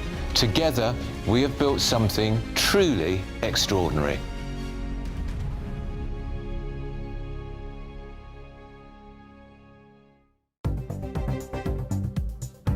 Good morning, this is the latest AI travel news from gbnews.com. On the M6 southbound in Lancashire, a broken down vehicle is restricting 3 lanes between junction 34 and junction 33, with recovery expected after 7:55 this morning. On the M6 northbound at junction 7 near Birmingham, the exit slip is shut for road management and should not ease until just before 10 this morning. And the M4 westbound near Slough is blocked between junction 6 and junction 7 until around 10 to 8 this morning. And on the trains, Northern and TransPennine Express report major disruption into Manchester, Victoria. For more travel news, go to gbnews.com. Hi, I'm Michelle Dewberry, and my show is your opportunity to cut through all the noise and dive in headfirst to some robust debates. Ideas clash. Situation, No, isn't it? no, Because the failure is you're deliberately avoiding my point. Nothing's held back, And if you think this is the end of it, wait for more. and we do not shy away from the difficult stuff. Sometimes I want to shake people and say, if only you understood. So join me on Jubes & Co. weeknights at 6 p.m, only on GB News, Britain's news channel. Bold. They are under no illusion. Ray, are you a human trafficker? Boundless. I've had enough of the nonsense, and I'm not afraid to say it. Don't get this on the BBC. Every weeknight, I tear through the headlines. The smell of gasoline. Should we be worried about it? From Westminster madness to cultural war chaos. What we're going to do now, they are throwing things up the car as we speak. Get ready, Britain. Here we go. Patrick Christie's tonight, weeknights from 9 p.m. only on GB News, Britain's news channel. 5 hosts, 5 opinions, 5 fearless debates, 5 unfiltered takes on the day's news. 5 reasons not to be anywhere else on Saturday night. This is the Saturday 5. You got me. You got me good there. Britain's biggest Saturday night TV show. It's not a bad brand. Yeah. Uncensored. Very, very racy tonight. On the unpredictable. What did she say? Can you translate it for us? And always entertaining. And how can a country go from being led by William Wallace Saturday nights from 6 p.m. only on GB News, the People's Channel. Britain's news channel. You're going to want to stay tuned, trust me. No matter the state it's in, this is our nation. Join me, Jacob Rees-Mogg, for a genuine, honest discussion on where we have been, where we are going, and where we are with the people who set the direction. Tune in to State of the Nation every Monday to Thursday, 8 to 9 o'clock. Only on GB News.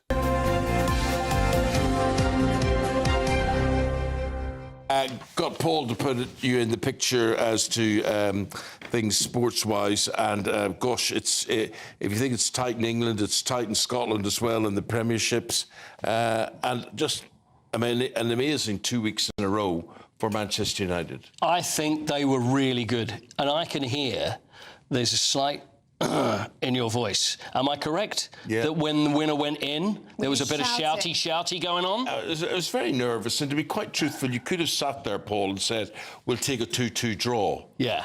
But when Arsenal got the equaliser, I'd think, oh, look, Arsenal, and then that goal at the end. I mean, there were some great goals, and Michael Carrick, who's taken over then as manager, I mean, so far, I mean, really, Manchester City.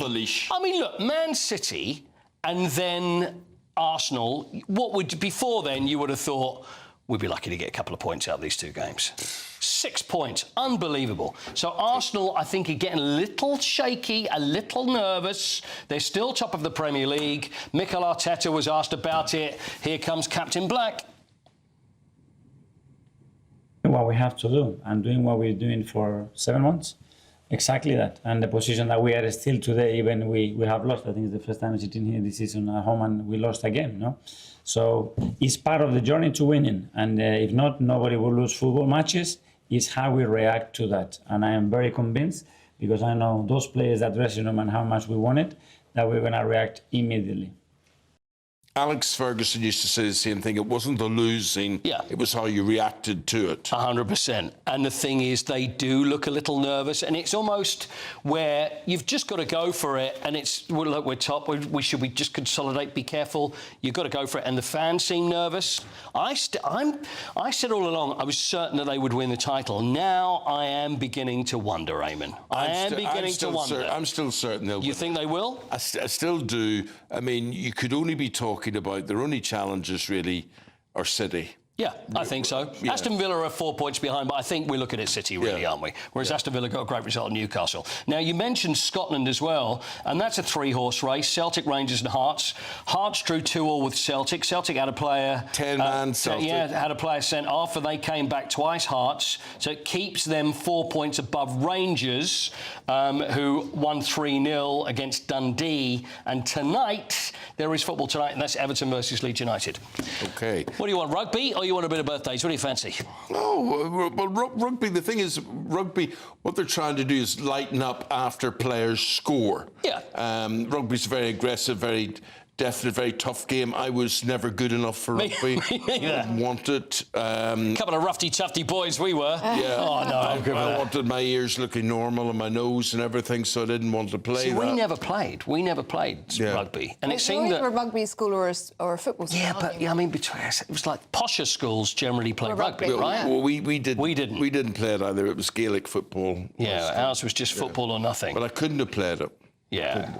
But they say about rugby, though, is it's for all different shapes and sizes. But Six Nations in a couple of weeks. England head coach Steve Borthwick. Now, he said that he doesn't mind the players doing the whole TikTok video thing, you know, when you get the things that are going viral, little dancey stuff and what have you. Yeah. But some roughy-tufty rugby players here. Rugby union needs to celebrate superstars and engage fans. That's what Steve Borthwick says, as long as they concentrate on their rugby. Have a look at this. So this video came out in November. Tommy Freeman, I mean, what is going on here? These are rugby players. For Christ, what's happened to the world? Well, I agree with you. That doesn't look like what I would expect. It looks fun. Tommy Freeman, Finn Smith, Freddie Stewart and Henry Pollock after beating the All Blacks. What is that? They're doing the can-can. What is going on here? 22 million views so far. Oh, but they're having fun. They are. Well, look at that. How do you feel about that? Are you all right with that? We're rugby players? Yeah, I think that's fun. Bit of team, bit of camaraderie. It's nice. Should we play? Birthdays? Happy birthday to who? OK, well, let's have a look. Birthdays, first one. It's David. Well, this was yesterday, but he's such a legend. David Ginola, because I'm worth it. Oh. My old friend David. He's fantastic. What a player he was. What a player he was. How old is David Ginola? He's got to be in his 50s, I would say. He's 50, 55. 55? He's 58. He's 59. 59, looking David. well on it. I remember once I was at Spurs and it was such a heartthrob. Walking out and there were all these women around and they were all like that and he knew what to do and he looked round, he went, "Hello, my darlings." And they went, "Oh," and me and my dad were there, and even we went, "Oh, Yeah. David." Did you have a bit of a crush? Absolutely. Yeah. Honestly. You've obviously never been out with me. No, well, I know, it's a similar thing. In Belfast, we don't say, "How about you, my darling?" What do you say? We say, "What about you?" Yeah, what about you? What Why are about we you? showing pictures of Brendan for when I'm talking? Because Brendan's a good Northern Irishman as well. And it's his birthday today. Happy birthday, Brendan. How old is Brendan today? Who is Brendan? Can I see the Brendan picture? Rodgers. Let's see Brendan. There he is. All right, Former Celtic Brendan. manager. Okay. Former Leicester manager. Former Liverpool manager. Former manager. Anyway, Brendan Rodgers. Oh, Brendan, how Is he old are still you? working? Yes, he's in the Middle East now, isn't I he? think he's in the Middle East at the minute, Right. yeah. 60. I think he looks older than he really is. Oh. No, I'd say he's 55 again. 55. Another 55? 64. 53. Oh, sorry. Okay. Sorry, Brendan. 53. Well done. Another one. Top Big man, one. Brendan, happy birthday. Big one. Big one. Jose Mourinho. Mourinho is... Very good-looking man. He is a good-looking man. Now, you have a crush. He's 50... No, do you know what? I think he's a big 6-0 today. OK, 60. Bit older. I think he's going to hit the nail on the head. I can tell when you're going to get... I just feel it. I think he's a bit older, 60, 61, 62, 63. I think he's 63. He's right. I just know now. I know you well enough. I just kind of know when you're going to I get sort of compare him to my age and Yeah. whatever, and he's preserved very well. He has preserved well. Yeah, there you go. Final one, showbiz one. Andrew Ridgeley from Wham. Oh, How He's got to be the same age as Jose, sort of that sort of age, I would say. He's got to be mid-60s, hasn't he?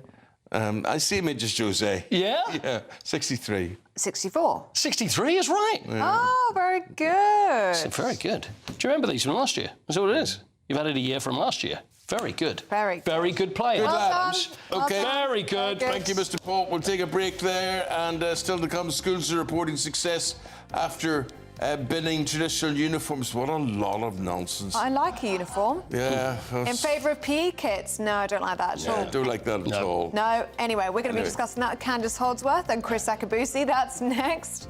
But first, if you're in search of some holiday sun, here's the forecast across Europe. Ready to soak up that holiday sunshine? Won't we need some cover? No worries. All sorted. All Clear Travel Insurance sponsors GB News Travel Destinations Forecast. Much like the UK, most of the Mediterranean is very unsettled at the moment. There's some particularly heavy rain around. There's even some snow in places as well. And on Tuesday, it's going to be parts of southern Portugal and Spain that will see the wettest weather. Flooding is quite likely in some places here, so travel disruption is likely. Very windy as well. Parts of Italy and the Balkans will see some sunshine, though, on Tuesday, although Greece and Turkey generally pretty unsettled with some heavy showers around. It stays changeable through the next few days and temperatures around average. All Clear Travel Insurance sponsors GB News Travel Destinations Forecast. Britain was once the envy of the world. But look around. A nation that no longer knows what it is or where it's going. A country that's broken. How do we fix Britain? How do we bring it back? Friday night with Matt Goodwin at 8 p.m, only on GB News.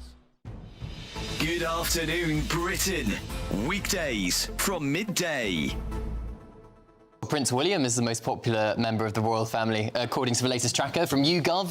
January 2026 ratings, followed very closely by his wife, the Princess of Wales. They've got favourability ratings of 74% and 77%, respectively.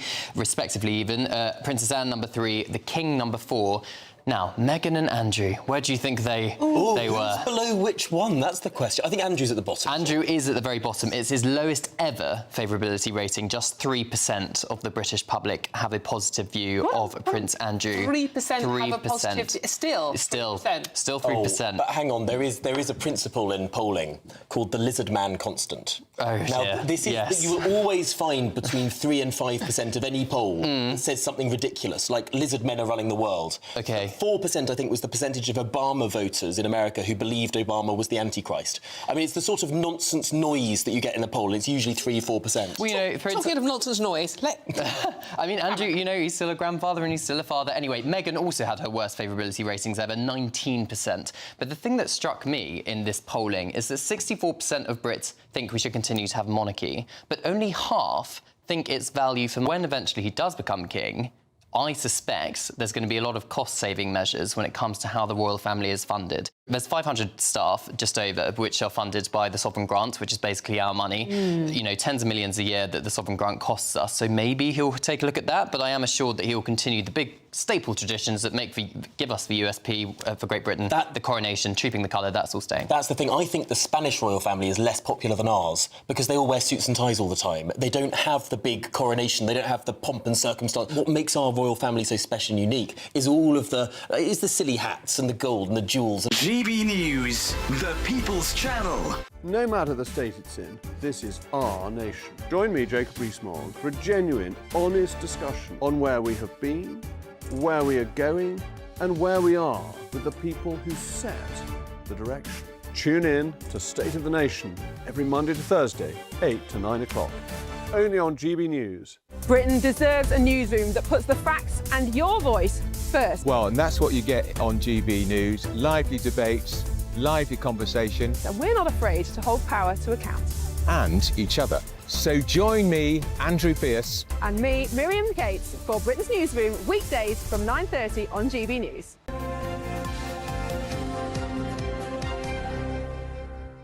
Yeah.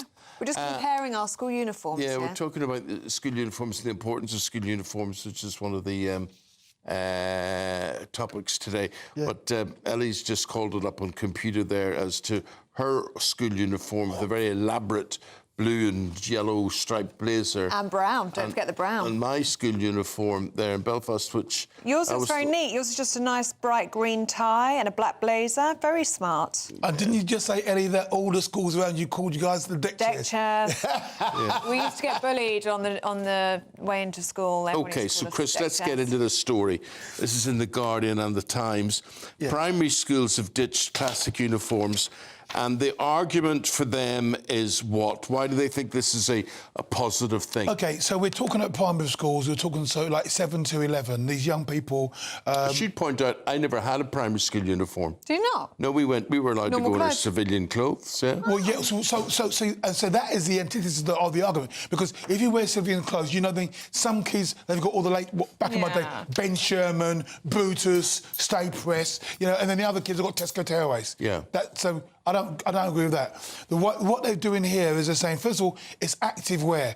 So it's a hoodie, that's cool. Hoodie, T-shirt, leggings, jog bottoms. Like a gym kit sort of thing. Gym kit, yeah. I don't like that. But when you're a young kid, I said, my grandson, Asher, you can't tell Asher like that and go and do his studies. No, he's active, means up and about. You know, they get physical activity, they get social cohesion.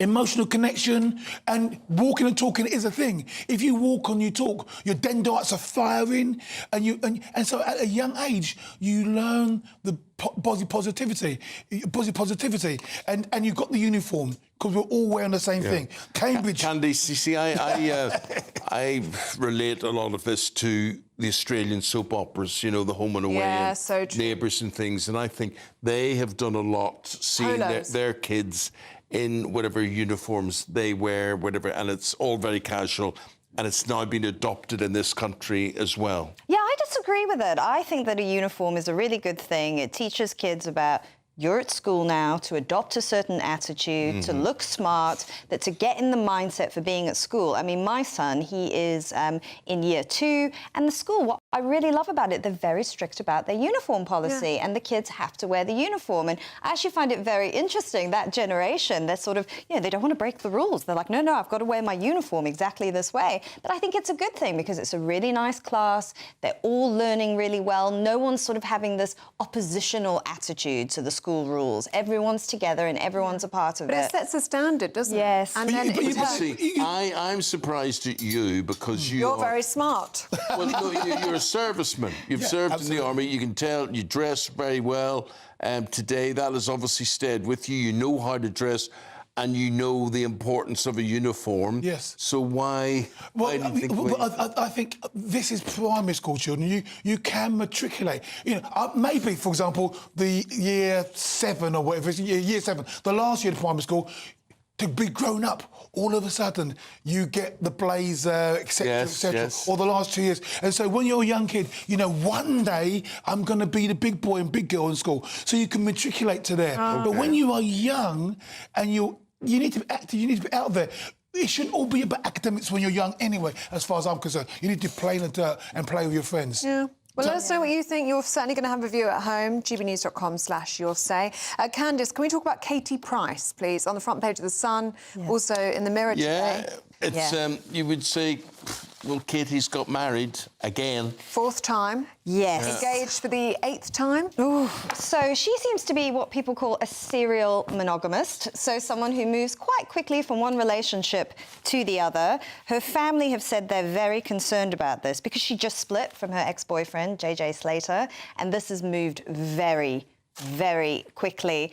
I don't know, some people like being in relationships. They don't like being on their own, and they certainly will not listen to advice from family members.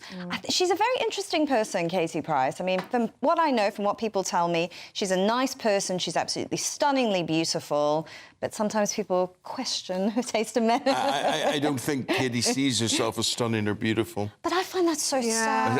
It is sad, and that's why she keeps changing her look and whatever. She's a very approachable person. She's a very, very nice person.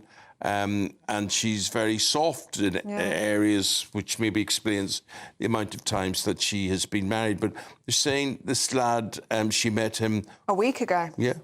The papers are reporting it's all happened in a week. So got engaged, I think it was Friday or Saturday, and married yesterday. Yes. So I just hope there's someone in her circle, I'm sure there is, but I hope there's someone in her circle watching out for her. It's a bit of a worry. Well, it is worrying because, I mean, I'm going to take your word for it. I mean, I've met Katie every time. She's always been lovely when I've met her. Yeah. But, you know, she's had some lovely men. I mean, I know Peter Andre was her husband for... Yeah, and he's lovely. A lovely man. So, and I don't know what happened for them to fall apart. So she's lovely, she meets lovely men, and yet there's still no longevity. I don't know. Like you said, I hope she's got support in her corner. Well, good luck, Katie. I hope it works out. I hope it's all good for you. Good news to hear. 2 in 5 of us lie to our doctors about how much alcohol we take, Chris. Yeah, 100%. I can relate to this. Yeah, 100%. So, I mean, many of us, you go in, you're doing your form, and then the doctor says, OK, how many units of alcohol? What's a unit? What's a unit? Yeah, first of all, I'll go blank. What's a unit?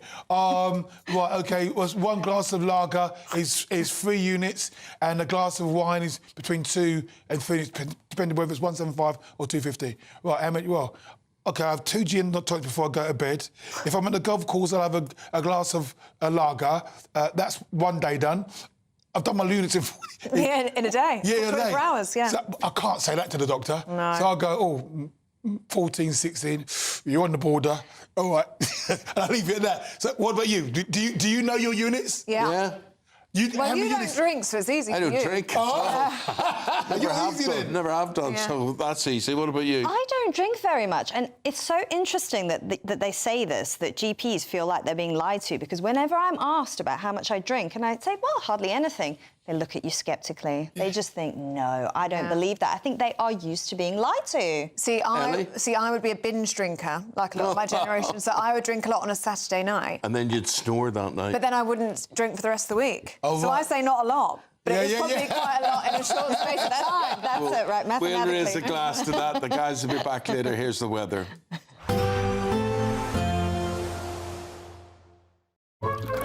Warm and cosy, with a chance of zero visibility. Boxed Boiler sponsors the weather on GB News. Hello there, and welcome to your GB News weather update from the Met Office.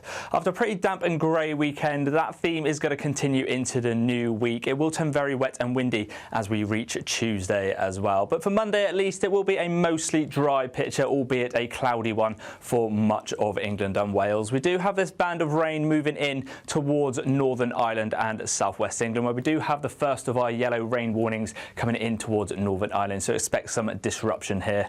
We do have some snow showers across Scotland as well, but on the whole, temperatures around the seasonal average, around 6 or 7 degrees for what we would expect for the end of January.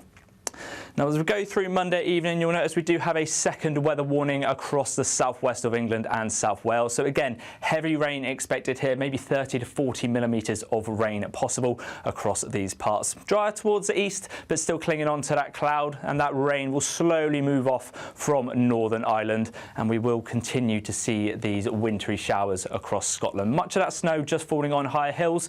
The showers elsewhere will be falling as rain in that southeasterly breeze.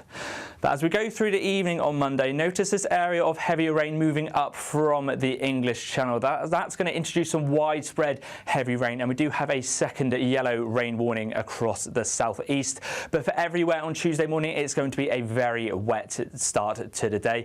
Temperatures-wise, not that cold, around the mid-single figures to begin with.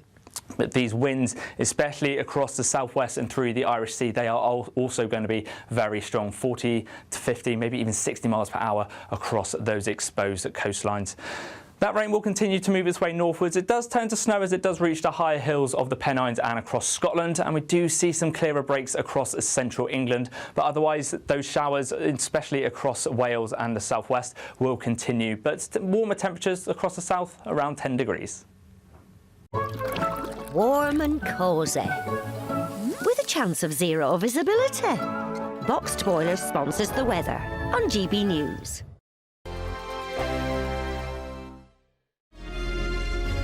Thank you, Britain, for helping us reach 10 million followers across our social media platforms. We're truly honoured to have your trust, one follower at a time.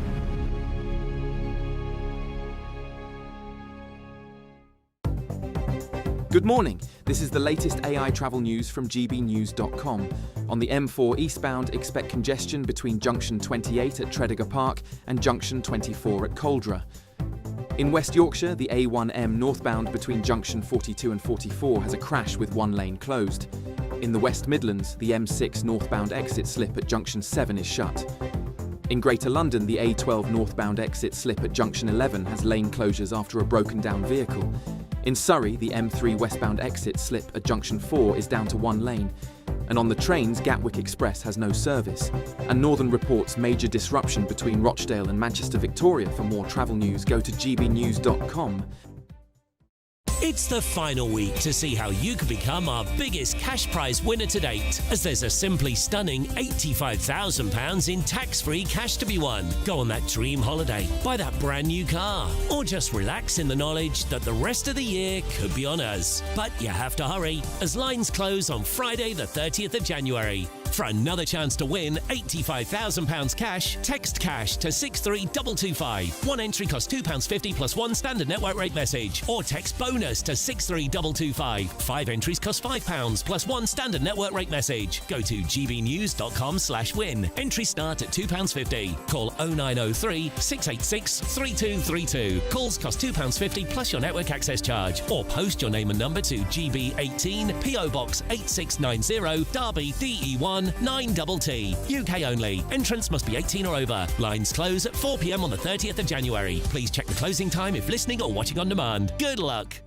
At GB News, we love to hear from you, our loyal community. So drop us a line at gbnews.com/yoursay. There you can talk to each other and also to the presenters live on air. gbnews.com/yoursay, because GB News is your channel, Britain's news channel. Join me, Nana Akweer, for an informative, interactive news programme with a difference. It's fun. No, he didn't say that, Dave. I'm so surprised. I think there's an element of truth to that. Join me from 3 p.m. every weekend, only on GB News, Britain's news channel. In the GB Newsroom, we bring you the news as it happens. With our team of dedicated journalists across the UK, we're ready to keep you up to date with what's happening every half an hour, every single day. Bulletins here on GB News, the People's Channel, Britain's news channel. A really important thing about GB News, and it's brought something completely different to the landscape. The mainstream is all about keeping the status quo as it is, ticking along quite nicely. They don't want to ask difficult questions. GB News exists because there is a desperate need for fearless journalism that puts the people first. GB News came on the scene as a disruptor, and it has always been a disruptor ever since. Journalism in this country has been a cosy world full of groupthink until now. Well, the reality is that most British journalists are afraid. That's not GB News. Journalism is journalism at the end of the day, and we're not here to serve any masters. Our masters are our audience. We're here to talk about things in a way that have never been broadcast on British airways before. Do not miss a moment on GB News. The #1 news channel in the country.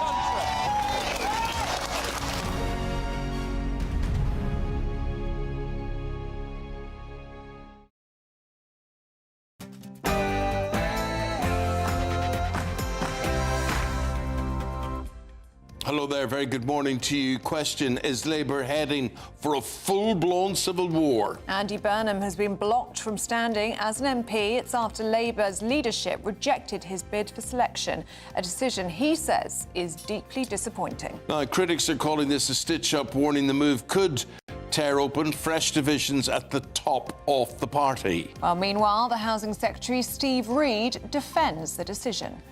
And the reason that the NEC has taken that decision is because they don't want to inconvenience 2 million people in Greater Manchester who would then have to come out and vote for a new mayor when the current mayor is only halfway through his term. The Home Secretary has announced a major set of police reforms to crack down on an epidemic of everyday offences. Are you with her or against her? Elsewhere, in the US, protests erupt as a man is shot dead by ICE officers in Minneapolis, causing Republicans to break ranks over the immigration officers' actions. We are able to show television on screens large enough to be shown to a cinema audience, and have recently been able to send wireless television pictures in colour. Birthday TV, television turns 100, yep. We'll be joined by broadcasting legend Angela Rippon, who's been there for many of those 100 years, to look back over a century of British TV. Oh, there's Angela Rippon just leaving out the back door there after what you said. In sport this morning, can Arsenal hold their nerve at the top as Manchester United beat them 3-2 and Man City and Aston Villa breathed down their neck? Hearts seem to be doing just that in Scotland. They drew with Celtic, and the cyclist in the Tour Down Under race knocked off his bike by a kangaroo who goes on to win. That's the cyclist, not the kangaroo. It's turning very wet and windy as we head through this week, but will we see any sunny spells? Join me for all the latest. Hello there, very good morning to you on this Monday morning. We can only thank you for starting your day and your week with us on television and radio. I'm Eamonn Holmes. I'm Ellie Costello, and this is GB News Breakfast.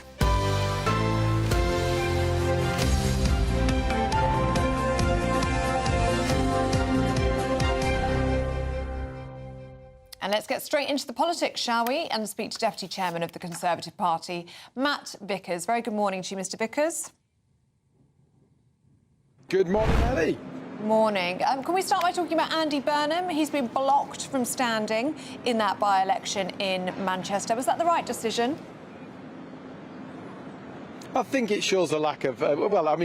This Keir Starmer is terrified, isn't he? This is a man scared of his own shadow at the moment. He's got leadership ambitions coming from West Street, in from Ed Miliband, from every other corner. He's seen this as an opportunity to cut it off at the knees. The government's in a mess.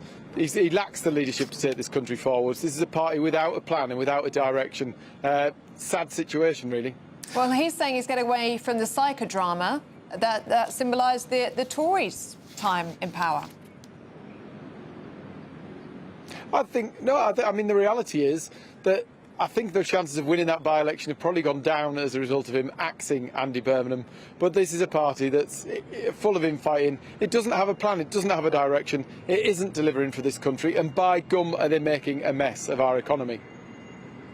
We've got to sort out, Matt, is social media, and it's stopping harming children. You believe it's a bad situation, and ahead of this vote in the Commons, what do you want to see being done? I think we need to see a ban for under-16s. I mean, social media can be a force for good, but actually, for youngsters, it's a huge distraction. We've seen the consequences when people are exposed to some terrible things. We've heard about the stories of youngsters learning about suicide methods. We've seen, do you know, when we were at school, bullying stopped at the school gate, you went home. Now these kids take these bullies home with them into their own bedroom via the power of these phones. We've got to find a way to get rid of that distraction, allow youngsters to grow up properly, to experience the real world rather than just that online world and all of the horrific things that it can bring with them. I think it's right that we put forward. But in a way, Matt, I think it's right that we that is the real world, Matt, in a way. That is the world that exists today, not when you were at school or when I was at school.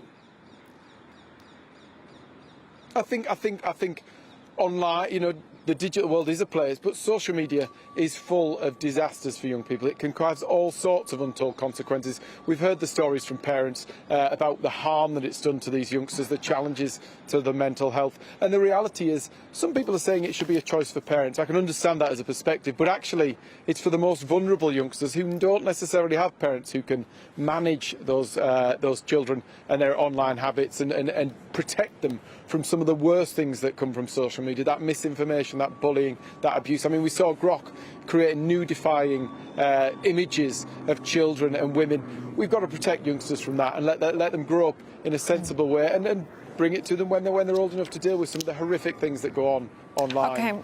Can we talk about this major policing overhaul, this massive reform being set out by the Home Secretary, Shabana Mahmood? This is going to overhaul policing in England and Wales. Loads in here, talking about cutting red tape, unnecessary admin, more bobbies on the beat, all of those sorts of things. Also using modern techniques to fight counter-terror and fraud. It's being described as Britain's FBI. Looks as though Labour wants to be the new party of law and order. What do you make of it?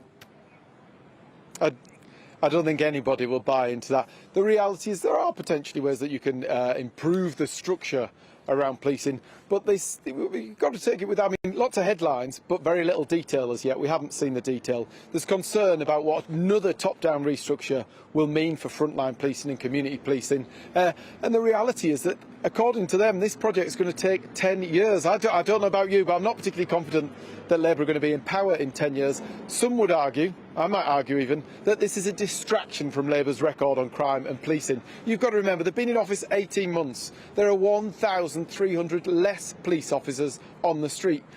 Police forces across the country are facing a £500 million shortfall this year. They're letting dangerous criminals back out onto the streets early, and the end result of that is that everyday crimes like shoplifting are surging. They're at record levels, up 13% since Labour came to office. Is shoplifting. It's all going the wrong way on policing with this government.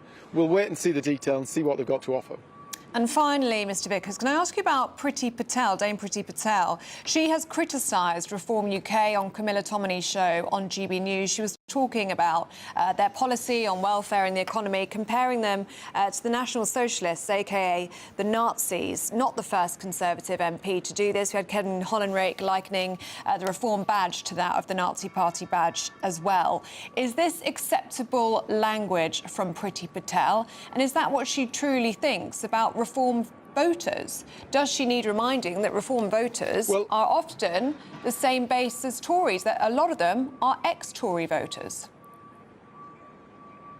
Well, I wouldn't like to put words into Priti's mouth. She was there with that fine journalist on your channel yesterday, taking the questions and answering them. But I think the point that Priti was making was about the fact that there is a big difference between the Conservatives and Reform when it comes to the economy. They, like Labour, are all about nationalising things. They're all about increasing. They're wanting to remove that two-child cap and spend more on benefits. And they entered the last election, pretty much like Labour, with £140 billion of unfunded spending commitments. The Conservative Party, on the other hand, are the party of fiscal responsibility. We're the party that look after the economy, that are determined to pay down. We're not only telling you how we spend things, we're telling you how we afford those things. Kemi's been on, she's outlined £47 billion of savings. She hasn't even said that we're going to spend all that. She said we're going to put 50% of that into paying down the national debt. Under this government, we're seeing no growth. We're seeing inflation virtually double. The only thing growing is the national debt. 21% more people out of work. By the time of the next election, our economy is going to be a hell of a shape. We're going to need to be coming forward. We are putting forward a real plan for how we rescue that economy. Is that appropriate or acceptable language in this political climate, especially when we're concerned about the safety of MPs? I think we could. I'll leave. Well, she was on here taking all the questions. She did a fair few hours yesterday with journalists, taking those questions, answering those questions. I think she has a really valid point when it comes to the economy, about the fact that if you want a country, a government, that looks after people who work hard, who do the right thing, rather than splashing away endless sums of money on nationalisation or on benefits, the choice is the Conservative Party, Reform and the Labour Party are determined to nationalise anything that moves, spend yet more of taxpayers' money on benefits. The Conservatives are going to handle your money responsibly and support people who work hard and do the right thing. Matt Vickers, thanks a lot. Matt's Deputy Chairman of the Conservative Party. We're now going to speak to political consultant and former Labour candidate Kevin Craig, who joins us now. And Kevin, I want to talk about this whole Andy Burnham situation and the ruling by your National Executive Committee yesterday, of which Sir Keir Starmer is a part of all of that. How do you think all of this looks? Well, I think it's the right decision, Eamonn. Andy's a great bloke. Many years ago, I supported Andy as leader of the Labour Party. I think he's a really great politician, a great mayor. But he promised to serve a full term less than 2 years ago. It would have meant that 2 million Mancunians had an election they didn't want. It would have cost the Labour Party about £5 million. And what I'm pleased about as a businessman and former Labour candidate is this says that Labour remembers. Voters don't like squabbling. They don't like looking inwards. Focus on what you were put there to do. Andy, your time may come in the future. Let the government get on with it. Starmer's time's up. It's obvious Starmer's time. Eamonn. He's not going to win. You can't seriously say this man's going to win the next election. Eamonn, you're a football lover. We're not nearly even at half-time, right? It's a 5-year parliament, OK? I wish people would stop panicking. Yes, Labour's numbers are down, reforms are up. The way you deal with that is you talk to the people of this country and you keep addressing long-term what they put you there to do. Stop the squabbling. It was a great decision because it would have led to total chaos. Kevin, I think in Starmer's case, it's short-term. I know you say address the long-term, but you've got a short-term problem with him. Results, things that he's promised, things that he hasn't promised. It it wasn't supposed to work out this way, but it has. Well, you see, you're doing the right thing there because you're addressing policies. And when you sort out administrative issues like this, and Andy can go back to being a brilliant mayor, then the conversation can go back to, is the NHS slowly improving? Yes. Are wages going up? Yes. Is there investment coming into the country? Yes. Is net migration coming down? Yes. So let's talk about the policies. Let's have the debate with reform in decent terms, not like those extreme remarks made by Tories, by the way. And that's what I want as a businessman and former candidate, Kevin, not internal squabbling. As a businessman, I mean, you must look at the employment market out of there, and you look at the employment figures constantly going up, and you think this was preventable, this didn't have to happen, but the Chancellor made it happen. There's definitely been mistakes, and I think what the Labour Party should do is, when it gets it wrong, hold its hand up, which it has done. But overall... 13 U-turns and counting. Well, I think, you know, you call it a U-turn, Ellie, I like to call it a sensible policy clarification and movement, right? But I think the government has got a lot of things right, and I think Starmer is trusted in many ways, but let's not try and avoid it. The polls are bad at the moment, but this decision means stop talking to yourselves, Labour, and get back to what the people put you there to address. This decision could also mean that you've handed Gorton and Denton to reform, and Keir Starmer could be punished for that. Well, you can't run away from elections, and I think there's going to be a really good, you know, battle there now, and let's have the discussion about ideas. Let's have, do you trust Labour or Reform more, or the NHS or the economy? Let's have that. But it doesn't have to be a mayor who's very well regarded and who said he'd serve a full term. So well regarded then, what does it say about the inner workings of the Labour Party when Andy Burnham found out via social media that he'd been blocked from standing in the by-election? Let me tell you, as someone who's also got 30 years service to the Labour Party, that rules committees can be brutal at times, and that's the nature of politics, and Andy knows that. He's a great bloke, he's a great mayor, but he's been on the other side of that many times as well. Does that mean he's going away, the Andy Burnham problem's going away? I don't think there is an Andy Burnham problem, Eamonn. I think he's a brilliant mayor, and I want to see him doing what he said in his tweet yesterday, which is get behind Labour's candidate. So we haven't got an Andy Burnham problem, it's a Keir Starmer problem. No, the problem you have a Keir Starmer problem, and is that going to go away, or is he going to be challenged from somebody who is in a position to challenge him? Eamonn, the biggest thing Labour learnt from the Tories is when you get elected to serve, and it's an honour, and it's a big but very shallow majority, do the job, don't squabble, and don't think you have the right to change leader every 5 minutes without talking to the British people. Here's your problem. Here's the thing. Go on. Burnham is star quality in terms of performance, and I mean, you'd admit that you've said that basically yourself there as well. He's a great performer. He's someone I think the general public would really identify with, and Starmer is not.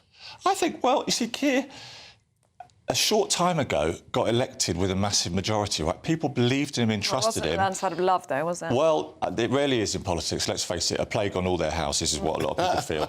But Keir is, in the flesh, a very charismatic bloke, and at the moment, Labour have to get better, I agree with you, at getting the message across and talking to people and making them understand the party's on their side. That's a very fair point.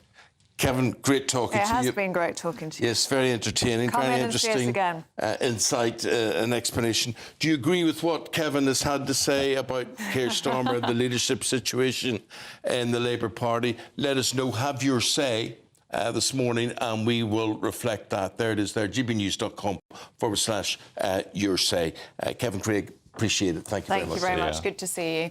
Now let's cross the pond, shall we, and head to the US, where Minnesota Governor Tim Walz has renewed his call for President Trump to withdraw federal agents from the state after they shot dead an American citizen in Minneapolis. While the fatal shooting of 37-year-old ICU nurse Alex Pretty has sparked widespread condemnation across the US. The Department of Homeland Security says that officers fired in self-defence after Pretty allegedly approached them with a gun, but witnesses suggest that the victim was unarmed. Now, this all comes just 3 weeks after ICE agents killed a 37-year-old from Minneapolis as well. We're joined now by journalist Eamonn Chun, live in Minneapolis about this. Eamonn, give us your take on this and how things are standing. You know, things are standing a little rough. You know, people are still out and about. Even a few hours ago, people are still protesting. They went to a hotel where they think ICE agents are staying, and they, going out there making noise, making sure ICE agent cannot sleep. And we don't know if that's the right hotel or not, but that's what the protesters are assuming and doing. What do you think happens next? People in Minnesota, and this is from my experience with Jamal Clark, Philando, all the news that happened in this state, and I've been a photojournalist for about 13 years. People are not scared. People want to express themselves. People want to tell, they want to come out here and protest.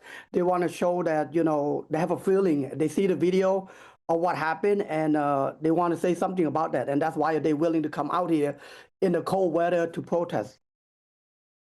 Again, Eamonn, that's the question. I mean, you as a photojournalist, you look through your lens, you see, more than what the rest of us see there as well. And what I saw yesterday looked precariously like a murder.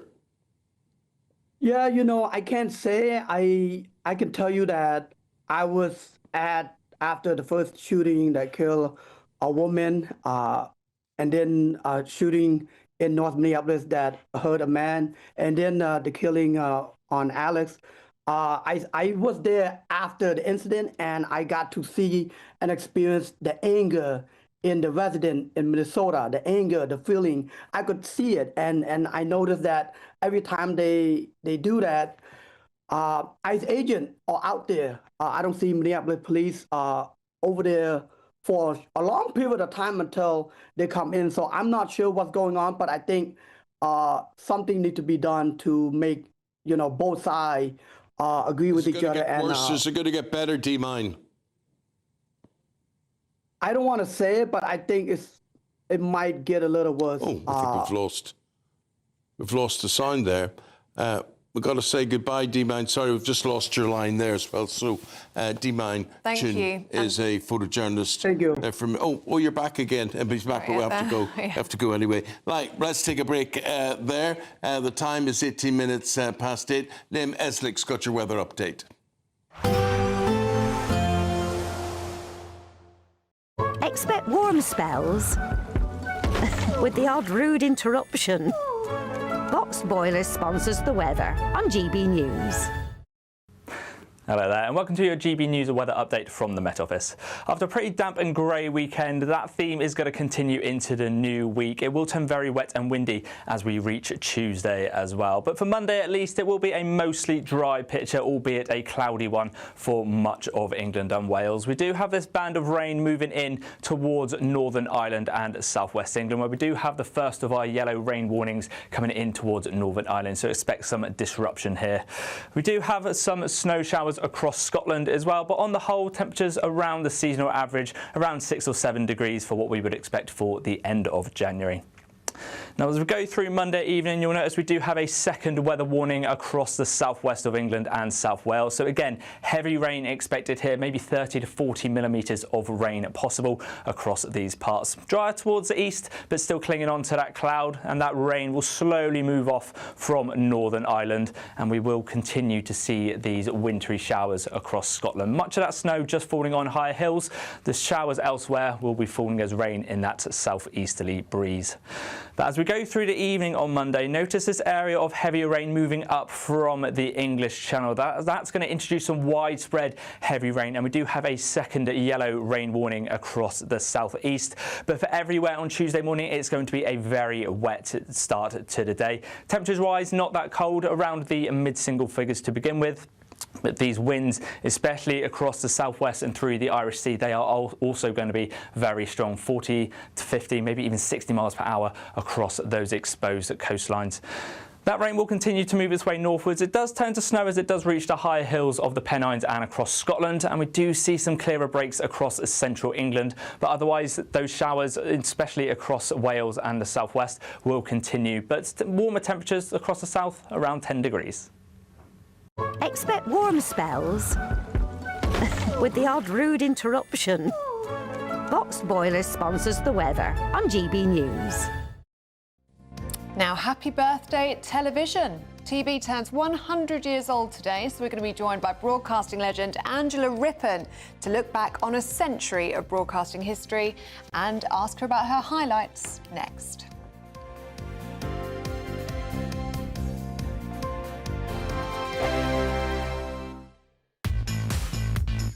Five hosts, 5 opinions, 5 fearless debates, 5 unfiltered takes on the day's news. 5 reasons not to be anywhere else on Saturday night. This is the Saturday 5. You got me. You got me good there. Britain's biggest Saturday night TV show. It's not a bad brand. Yeah. Uncensored. Very, very racy tonight. On the unpredictable. What does she say? Can you translate it for us? And always entertaining. And how can a country go from being led by William Wallace Saturday nights from 6 p.m. only on GB News, the People's Channel. Britain's news channel. You're going to want to stay tuned, trust me. Sunday with Michael Portillo from 11 only on GB News. Yeah, that tea party taking place a little bit later on today. But before all of that, we are here on Pooh Bridge for an extra special game of Pooh Sticks. I've got some sticks here from the 100-acre wood that we're going to be using. There's a whole host of people here who have wanted to play Pooh Sticks with me. Lily and Anya have also been collecting sticks today. They're a big fan of Winnie the Pooh. Anya, what's Lily's favourite character? It is Winnie the Pooh. And what is it about Winnie the Pooh that's so popular, not only from people like you growing up, but also Lily now? Well, we love all the stories and how there is a message from each of the stories as well. We read them every night. And what do you love about Winnie the Pooh as well? Honey, don't you? The little honey pots. Amazing. Well, you get your sticks ready. Pooh Sticks. We've also got a running group who have come here especially today to mark 100 years of Winnie the Pooh from Haywards Heath. They have all come prepared with their sticks. Some have even brought sticks from home. Sticks are at the ready. You've brought your sticks from home. What's your technique? Well, mine are actually probably quite wet, which I've heard is not a good thing. I think they need to be a bit drier. In 3, 2, 1, go. All right, the sticks are in the water, but who is gonna win here at Pooh Sticks Bridge? Oh, it wasn't me. There's the first stick to come through. Whose was that? Becky, you are the winner. Congratulations of Pooh Sticks on Pooh Sticks Bridge. But this is just the first round. They've got a whole clipboard here. There's 30 of them come for a whole tournament here today to play Pooh Sticks on what is Winnie the Pooh Day, marking 100 years since Winnie the Pooh was first published back in Christmas Eve of 1925. And this, of course, Winnie the Pooh Day being marked today on the birthday of A.A. Milne. GB News, the People's Channel. Britain was once the envy of the world. But look around. A nation that no longer knows what it is or where it's going. A country that's broken. How do we fix Britain? How do we bring it back? Friday night with Matt Goodwin at 8 p.m. only on GB News.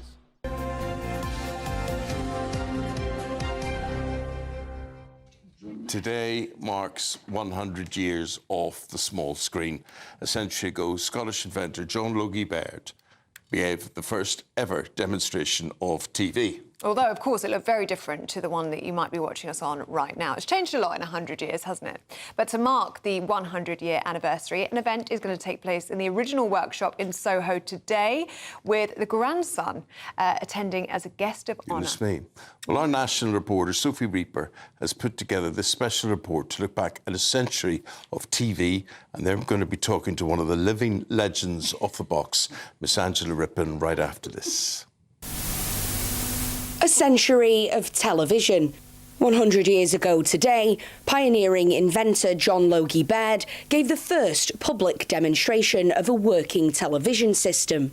Transmitting live, he showed moving grayscale images to an audience of around 50 scientists. This would become a historic day for one of the most groundbreaking inventions of all time. Today we are able to show television on screens large enough to be shown to a cinema audience, and have recently been able to send wireless television pictures in colour.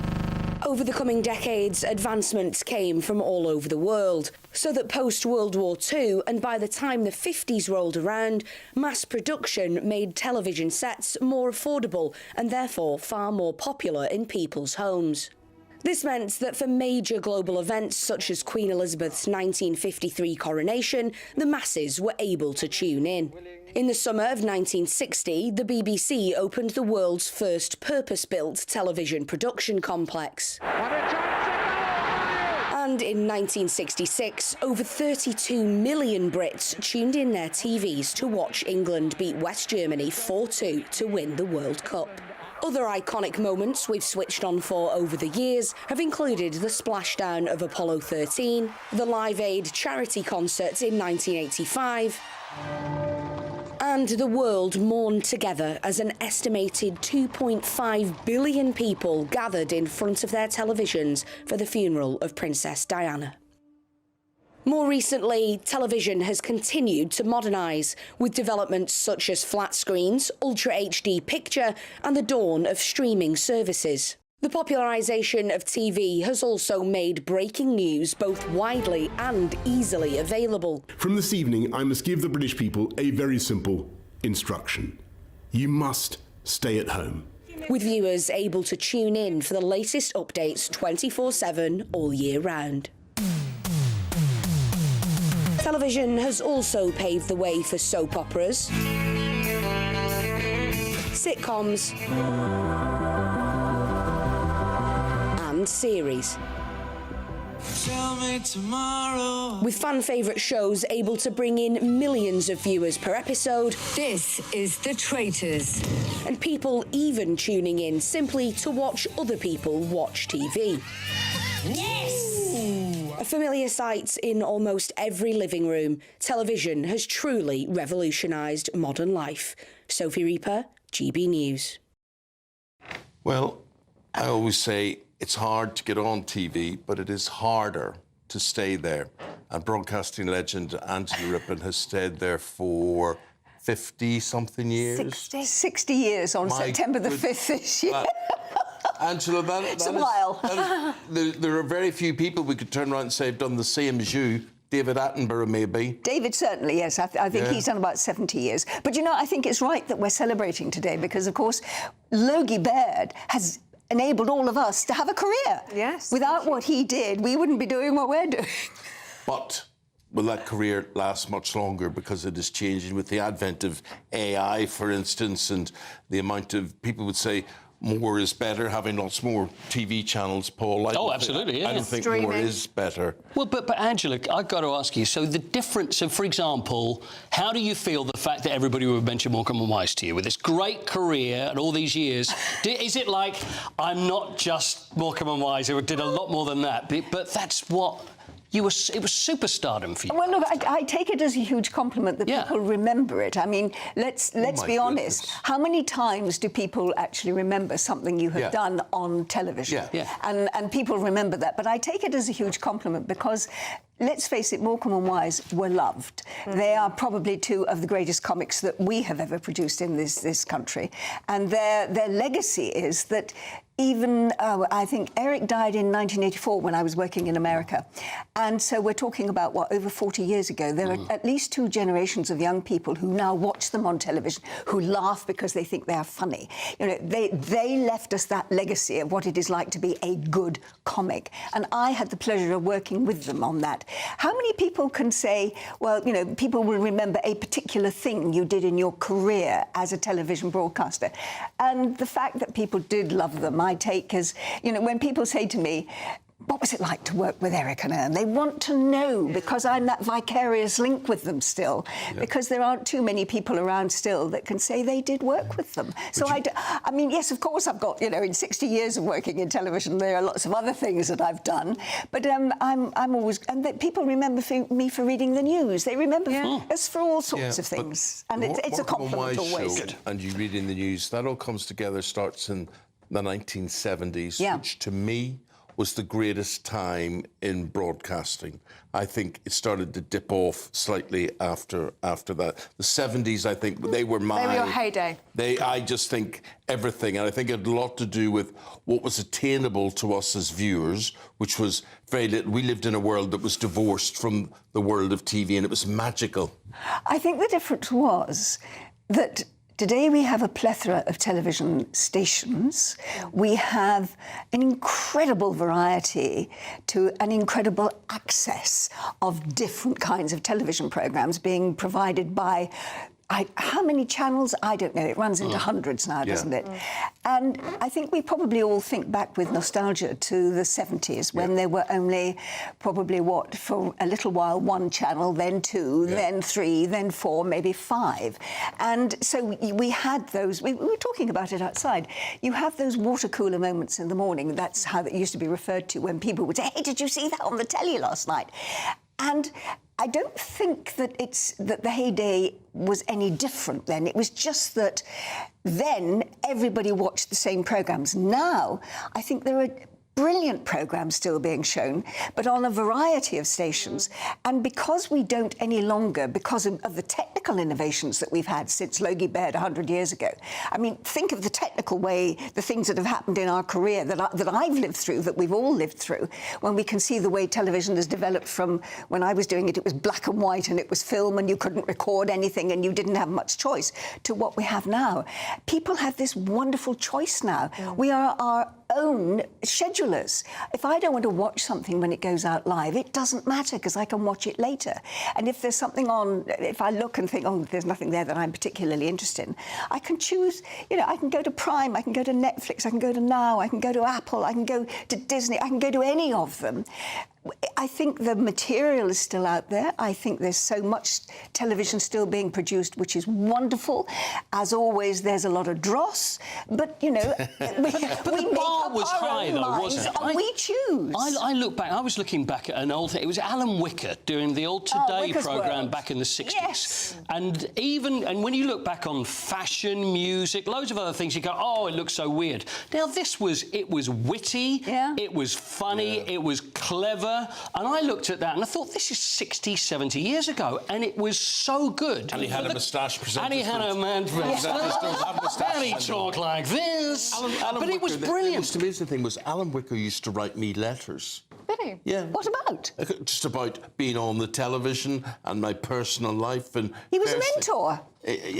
Amazing that there were people like him and Bob Wellings, I remember, and various people down through the years who would actually put pen to paper and say, well done, saw you on that. It was very, very good. Oh, you're right. So nice. And that doesn't happen anymore. Oh, it does. Of course it does. How many letters? It's just that nobody sends them to you these days. That's the problem. I got one from Angela the other day. Thanks, Angela. My pleasure. My pleasure, darling. No, I mean, I agree with you. I think the difference is that perhaps, I hate the word, but we all now think that there's too much wokeism now on television, and certainly the things that if you go on to some of the nostalgic channels and you watch things like Some Mothers Do Have 'Em, and you watch, you know, all of those amazing programmes that there were in the 70s, Faulty Towers, all of them, we laugh, but there's a lot of stuff that we were laughing at then that no television producer would put out now. And I think that's a shame because, I mean, I'm going to show my age now. I think an awful lot of what is supposed to be funny does not appeal to me as being funny or humorous at all. What's your highlight been of the last 60 years? If you can point out one thing that stood out for you working in television, your favourite moment. Or your favourite programme. You've hosted the Eurovision Song Contest, you've presented Top Gear, you've presented Come Dancing, it goes on and on and on. You've worked in America. Oh, yes, loads of them. It's a kind of cop-out, but for me, it's the collective. It's the fact that I'm, first of all, that I'm still here, but really it's the collective of doing a job that I absolutely adore, that people allow me to do. And yes, there have been individual highlights. Funnily enough, one of my favourite moments was something that television viewers would not be aware of, and that was something that I did on radio, which was when Gorbachev fell. And I had 3 hours live on LBC radio at the time, just literally flying by the seat of my pants, being what I call a proper broadcast journalist, not having a script, just having been sort of living with the programme before I got on air, because I used to do the morning programme there from 6 6 till 9, and hearing that Gorbachev had been overthrown in a coup at 3:30 in the morning on the BBC's World Service, and racing into the studio with my producer Steve Kite and the pair of us on the phone non-stop to our contacts no internet in either. Russia and in America, and then at 5 o'clock in the morning actually ringing the chairman of the Foreign Affairs Committee and saying, you know, sorry I'm waking you up at 5 o'clock, but do you realise what's happening? And going on air with just a list of people that I was going to be talking to, and knowing that as a journalist, as we all do, we store all sorts of information. You cannot go suddenly and say, you know, I've got to research this, I've got to find out the details on that, because hopefully it's all up here. Well, and being able to hold a programme for 3 hours. Happy birthday to TV 100, and happy birthday for all the years you've contributed during that time. Thank you, Eamonn. And as you say, what a delight and what a privilege it is to be paid for something that you we all love. Yeah. And Yeah. thank you for letting me still do it. Because we love you. And we love you, yes, Yeah. we do. Thank you very much indeed, Angela. Right, we're going to take a short break and we're going to be back after the weather, the traffic update. Here it is here.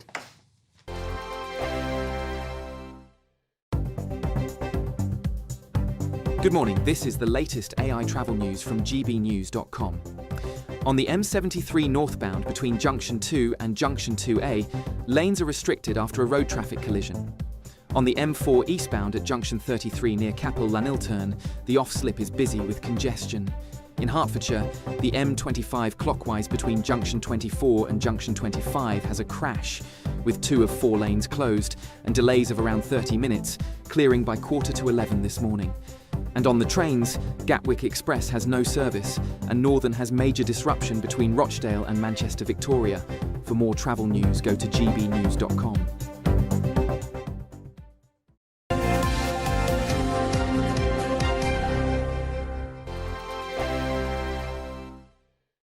Westminster's full of talk, but out here, it's the real world.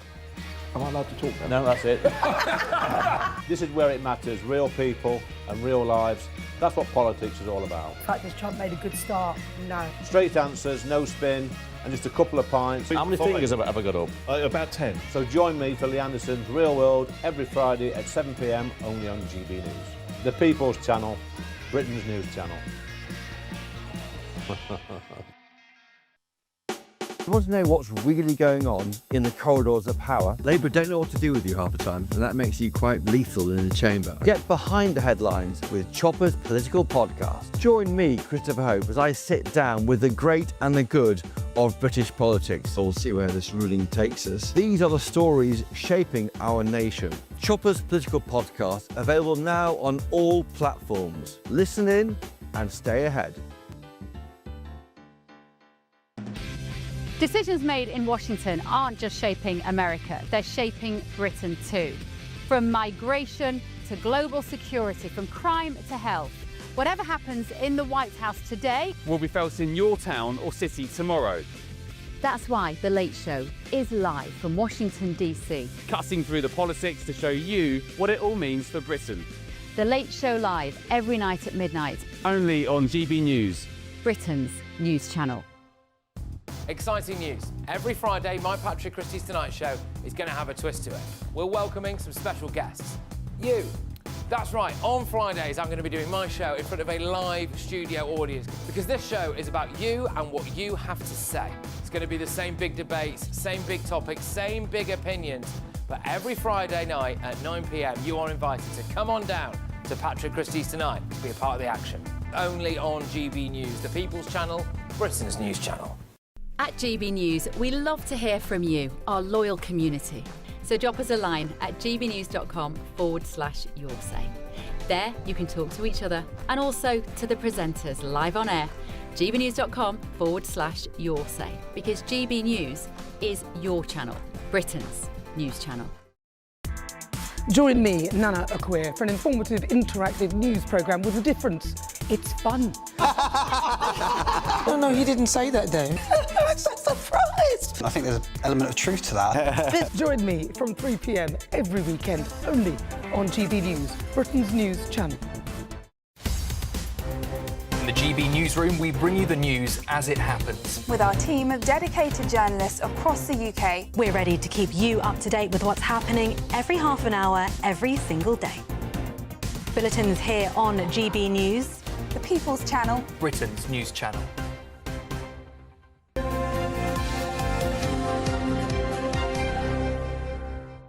Welcome back. 8:41. It's time to tell you about the Great British Giveaway. You haven't got long left to win £85,000 in tax-free cash. Here's how.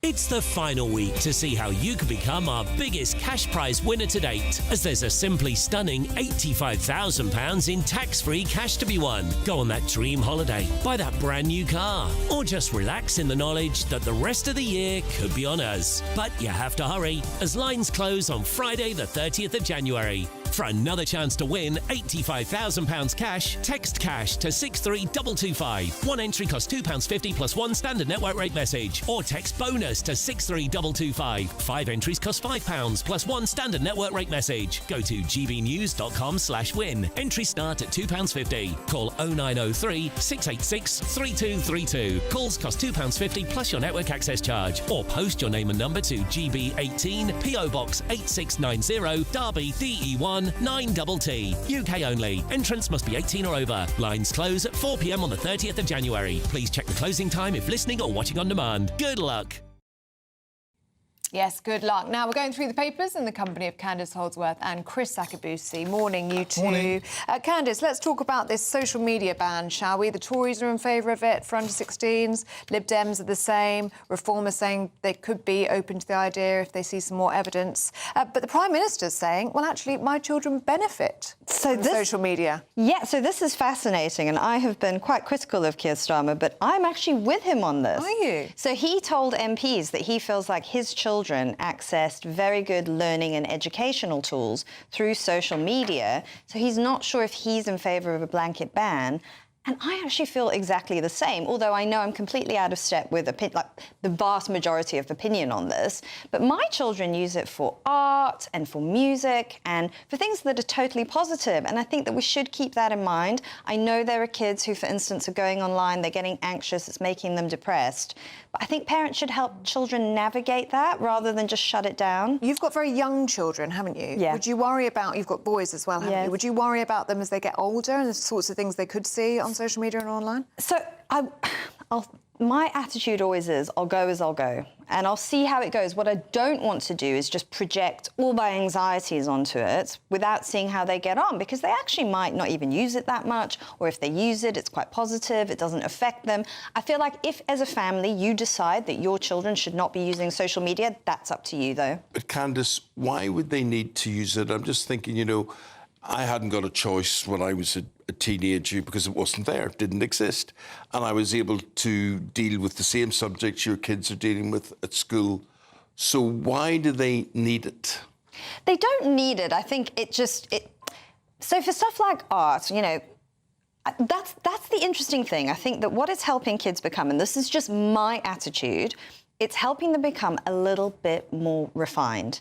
And I think that that is something I've noticed with Gen Z and the way that they approach things. They're often quite sophisticated. They sort of just have that little bit of extra knowledge. And I think that that's what social media can do. A little bit more refined, Chris. I don't know about refined, but it is their future. I mean, the world is AI, it is the way they're going. So I can understand why you need young people to be trained in it. My concern, actually, is a tribalistic nature, some of the avenues these young people go in.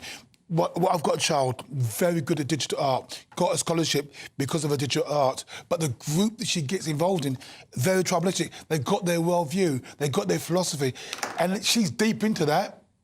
What do I know? It's a million miles away from me. I have no idea of what she's getting into. So that is my concern. Let us know your views, have your say. We'll be back after this short break.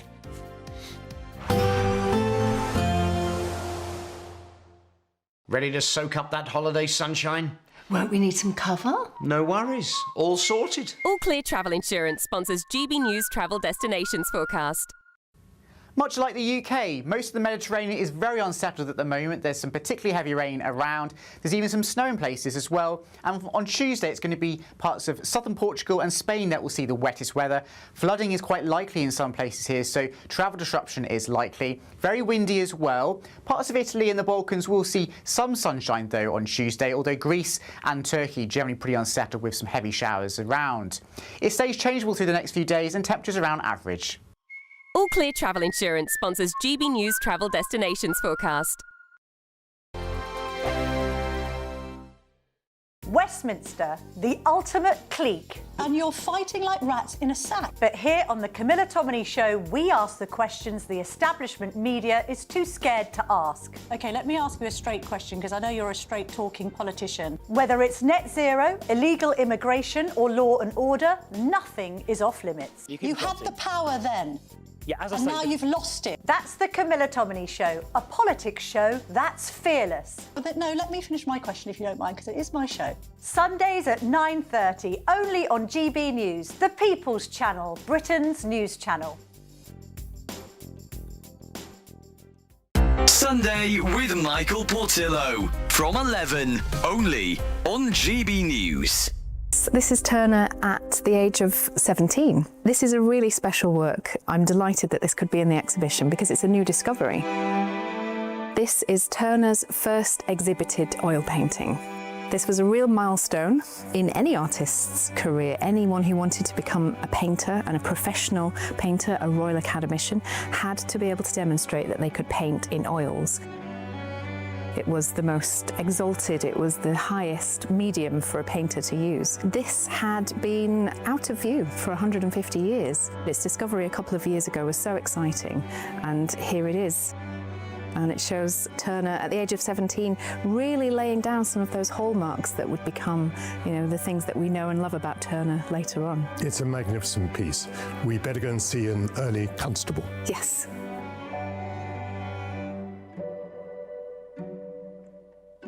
Amy, the young constable, but as we know, constable makes a slower start than Turner.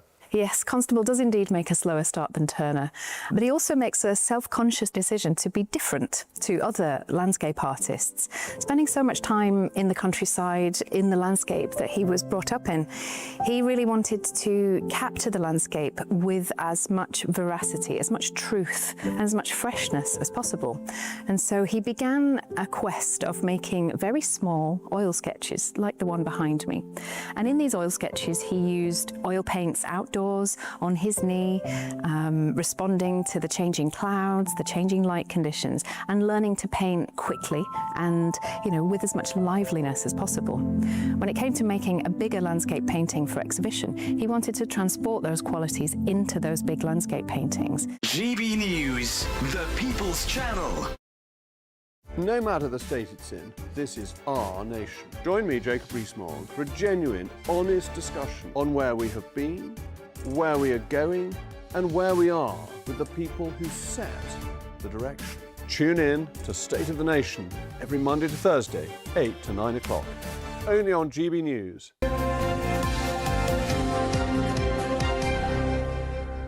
Now, if you want a night out, and I would testify to this, London isn't necessarily the place to be, and I would agree. I don't think London buzzes like places like Belfast in the evening. And you've got Edinburgh and Glasgow. They're the place to be, according to who, Chris? According to Uber.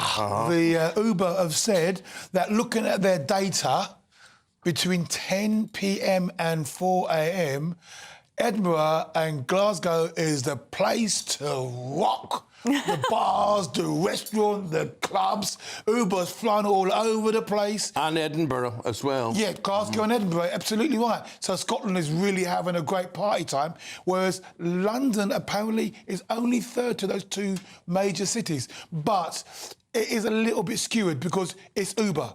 Uber got all the data, and as we were saying earlier, in London, most people will use the tube, and oh yes, to go to those yes, and they're not recording that. 100%. Yeah. So they're not recording the tube data. Yeah. Exactly that. And in London, Uber is taken for tourist destinations. or train stations. So one is interesting. I think the scary thing about it is that Uber have all of this data and can make extrapolations based on your destinations as to who you are and what you're doing. So it is an interesting take to realise that Uber think it's really unfair that Scotland is having more party time than England. From going out at night to going out in the morning, Candice, hundreds of thousands of graduates are on benefits, claiming these jobless benefits. Why? Why is it affecting them in particular? Yeah, this is a very interesting story on the front page of The Telegraph. That question's a good question because people have different interpretations from it. Some will say that it's a glut of graduates in the market. Too many people have degrees. The degrees are not valued. They're not able to get the jobs they thought they would get, so they then start claiming benefits. That's one theory. It could also be just the huge rise in, I think, just depression and anxiety amongst the young. I feel like young people are experiencing crisis, maybe because we are in crisis. They're not entering the workforce or coming out of school and university with the same sort of positive, optimistic attitude that previous generations have had. There has been a freeze in hiring, especially in hospitality jobs and retail jobs. And also what's very fascinating is people in non-grad jobs are starting to catch up to grads in terms of pay. Yeah. I mean, there's a shortage of grad jobs, isn't there? So everyone's been pushed to go to university after Tony Blair, and then there's a shortage of grad jobs. Once you're out, you can't necessarily start getting on the ladder. Well, if you've got a degree in David Beckham studies, there's not a lot of call for David Beckham graduates. So it's still, if you've got a top-ranking degree, medicine, economics, you're going to get yourself a job. They're looking for, but if you've got a middle ranking, anyone can do. The old polytechnics have changed over. You're going to find it very, very difficult to get a job. I was interested to see that 40% up since 2019, which would go to say what you're saying, Candice, that the pandemic and what happened to the youngsters through the pandemic has affected their mental health. 8 out of 10 people under 30 are claiming welfare due to mental health issues. So, that seems... Candice, when we look at what work is available, the Mail's reporting in that working class youngsters cannot break into the arts, apparently, and there's enough of them study it, I have to say. Yes, yeah. I mean, we all know this, right? I think we've all seen it. It's just that the arts are becoming much less representative of ordinary people. And I think the reasons for it are obvious. A lot of the work is unpaid. You have to have private wealth already, or maybe you have parents who live in the big cities that you can stay with whilst you're doing these jobs. But it never used to be like that. I mean, some of our greatest actors, like Michael Caine, for instance, the recently deceased Terence Stamp, they were part of a whole generation post-war of working-class men and women who came into the arts. And think about the Beatles. I mean, they were like an absolute breath of fresh air. But I think at that time, there was this sort of attitude, this openness to people from more ordinary backgrounds coming into the arts. And I think there's a real lack of that. Maybe it's also to do with the fact that local theatres have died. The arts have become very bureaucratic and centrally managed. It's not like ordinary people just saying, hey, I'm going to give so-and-so a chance. Also, like 20 years ago, you had the rise of the independent artists. Yeah. Or in short, get a real job, you could say. Candice and Chris, really appreciate having you around today. Thank you both very much indeed. Yeah, thank you very much. And let us know what you think on any of the stories that we've been discussing this morning, gbnews.com/your say. But for now, we're going to get a check on the weather with Liam Eslick.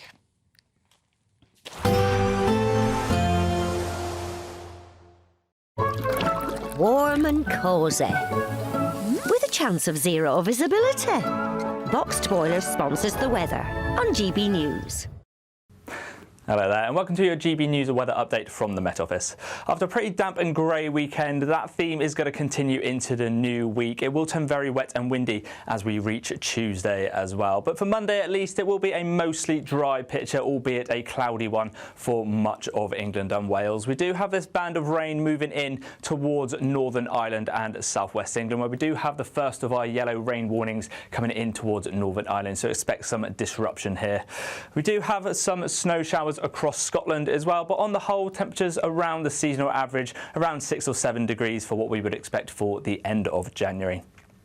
Now, as we go through Monday evening, you'll notice we do have a second weather warning across the southwest of England and South Wales. So again, heavy rain expected here, maybe 30 to 40 millimetres of rain possible across these parts. Drier towards the east, but still clinging on to that cloud, and that rain will slowly move off from Northern Ireland, and we will continue to see these wintry showers across Scotland. Much of that snow just falling on higher hills. The showers elsewhere will be falling as rain in that southeasterly breeze. But as we go through the evening on Monday, notice this area of heavier rain moving up from the English Channel. That's going to introduce some widespread heavy rain, and we do have a second yellow rain warning across the southeast. But for everywhere on Tuesday morning, it's going to be a very wet start to the day. Temperatures-wise, not that cold, around the mid-single figures to begin with. But these winds, especially across the southwest and through the Irish Sea, they are also going to be very strong, 40 to 50, maybe even 60 miles per hour across those exposed coastlines. That rain will continue to move its way northwards. It does turn to snow as it does reach the higher hills of the Pennines and across Scotland, and we do see some clearer breaks across central England. But otherwise, those showers, especially across Wales and the southwest, will continue. But warmer temperatures across the south, around 10 degrees. Warm and cosy, with a chance of zero visibility. Boxed Boiler sponsors the weather on GB News. Thank you to our global community for watching and listening to GB News. We're not only the #1 news channel in Britain, we're chosen by you around the world. Good morning. This is the latest AI travel news from gbnews.com. On the M73 northbound between Junction 2 and Junction 2A, lanes are restricted after a road traffic collision. On the M4 westbound at Junction 43 near Landarcy, expect slow-moving traffic on the exit slip. In Hull, the A1033 westbound has a broken-down vehicle with one lane closed. In Salford, the M60 clockwise at Junction 11 is down to 2 lanes due to another breakdown. On the trains, Gatwick Express has no service. And Northern reports major disruption between Rochdale and Manchester Victoria. For more travel news, go to gbnews.com. It's the final week to see how you can become our biggest cash prize winner to date, as there's a simply stunning £85,000 in tax-free cash to be won. Go on that dream holiday, buy that brand new car, or just relax in the knowledge that the rest of the year could be on us. But you have to hurry, as lines close on Friday the 30th of January. For another chance to win £85,000 cash, text cash to 63225. One entry costs £2.50 plus one standard network rate message, or text bonus to 63225. 5 entries cost £5 plus one standard network rate message. Go to gbnews.com/win. Entries start at £2.50. Call 0903 686 3232. Calls cost £2.50 plus your network access charge, or post your name and number to GB18 PO Box 8690 Derby DE1 9TT. UK only. Entrance must be 18 or over. Lines close at 4 p.m. on the 30th of January. Please check the closing time if listening or watching on demand. Good luck. Westminster's full of talk, but out here, it's the real world. Am I allowed to talk then? No, that's it. This is where it matters. Real people and real lives. That's what politics is all about. The fact has Trump made a good start? No. Straight answers, no spin, and just a couple of pints. How many fingers have I got up? About 10. So join me for Lee Anderson's Real World every Friday at 7 p.m. only on GB News. The People's Channel, Britain's news channel.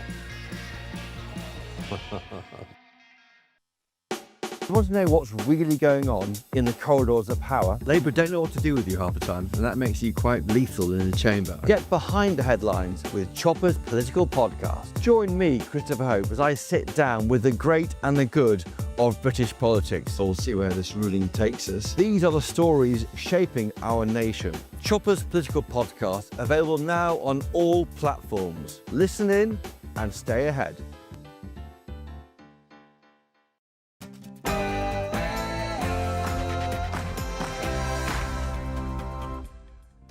Good morning. Is Labour heading for a full-blown civil war?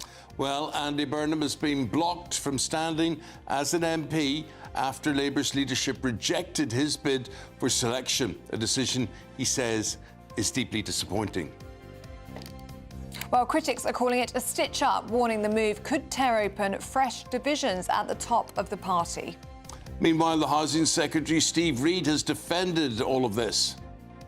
And the reason that the NEC has taken that decision is because they don't want to inconvenience 2 million people in Greater Manchester who would then have to come out and vote for a new mayor when the current mayor is only halfway through his term. Home Secretary will announce a major set of police reforms today to crack down on an epidemic of everyday offences. Well, Shabana Mahmood believes that the reforms to policing will allow regional police forces to concentrate on their core law and order duties. Elsewhere today in the US, protests are erupting as a man is shot dead by ICE officers in Minneapolis, causing Republicans to break ranks over the immigration officers' actions.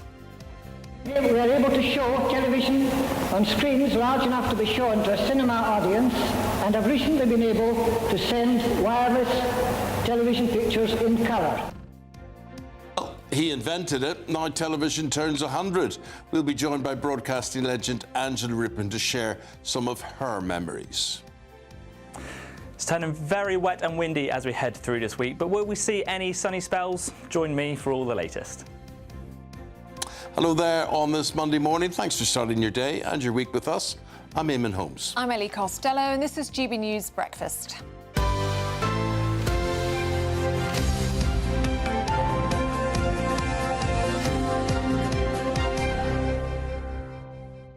Well, let's get straight into politics, shall we? And speak to Secretary of State for Scotland, Douglas Alexander, this morning. Very good morning to you, Mr. Alexander. Good morning. Good morning. Can we start with this decision to block Andy Burnham from the Gorton and Denton by-election, the most popular candidate on offer, certainly the most popular Labour figure in the country? Was this the right decision, or is this Sir Keir Starmer running scared of a very popular figure and potentially putting his own personal ambition before the best interests of the party?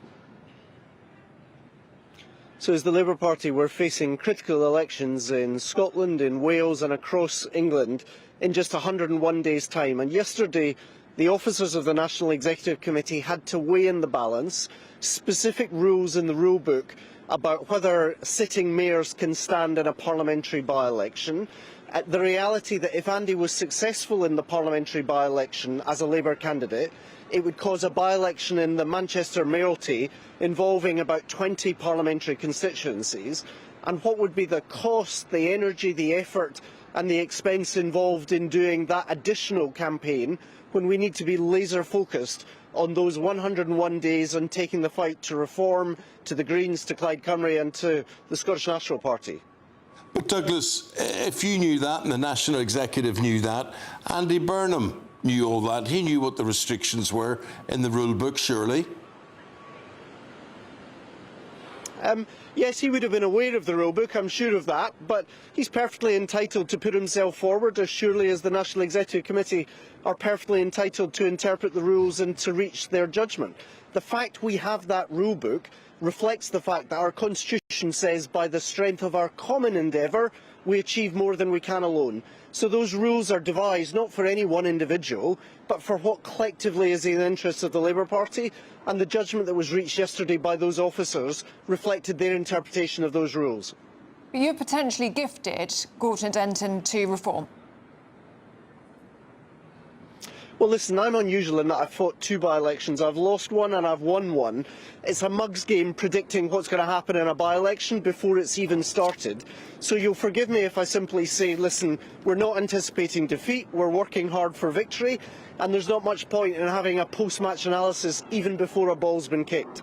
But you've worked with Andy Burnham, haven't you, very closely. You served with him in Blair and Brown's governments. You knew and witnessed his work, both as an MP and as a minister, so you will know him very, very well. You must be able to admit that it is a loss for the Labour Party and the electorate. He's a popular figure, he's got great expertise, that he's not in Westminster working for the country, as you say, taking that fight to reform. Well, listen, Andy's a great guy. As you say, he's not only someone who I hugely admire politically, but he's also a friend. We served together not just in the Blair governments, but also in Gordon Brown's cabinet. So you'll hear no criticism of Andy from me. But with respect, that strikes me as a somewhat Westminster-centric view of the world. The fact is, Andy has 2 million constituents. He's doing a hugely important job in the mayoralty in Manchester. And as someone who all my political life has argued for devolution, first in Scotland and then across England, I think we need to recognise that that's a hugely vital and important job that Andy's doing exactly where he is. And surely then you can recognise, Douglas, I mean, you know, by your own admission there, he's a star performer, he's a big turn. Keir Starmer is not, I hate to say. I mean, you talk about what the rest of the country thinks and what outside Westminster is. Burnham could get people looking at their television sets and reading their newspapers. He's got a certain presence and whatever it is. And I've got to say, you know, not just speaking personally, but speaking from what other people are saying, they don't think Starmer has it. So you're going to face another challenge, are you not? OK, so Eamonn, listen, as I say, Andy is a star player and a hugely talented politician. But it's worth remembering there's only 2 politicians alive who have ever delivered a majority Labour government. Keir Starmer is one of them, and if there is one attribute of Keir Starmer's history and career, it is that he has been consistently underestimated. So the fact is, I get and I understand the fact that people are frustrated, they're angry, they want change to come more quickly. That's naturally going to affect your numbers, whether as a government or as a Prime Minister. But we therefore faced a choice yesterday, the National Executive Committee did, as to whether we would spend the next 101 days, if you like, having a version of this conversation about who's up, who's down, who's good, who's bad, or we could focus laser-like on governing in the interests of what the public put us here to do in July 2024 and making sure that we're advancing and supporting Labour candidates in these critical elections right across the country.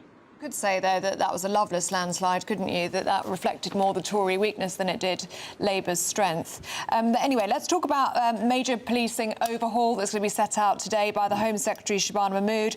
Loads of stuff in here. Are you confident that this is going to solve the country's crime epidemic, or is this just a PR rebrand, if you like, to disguise your poor record on crime?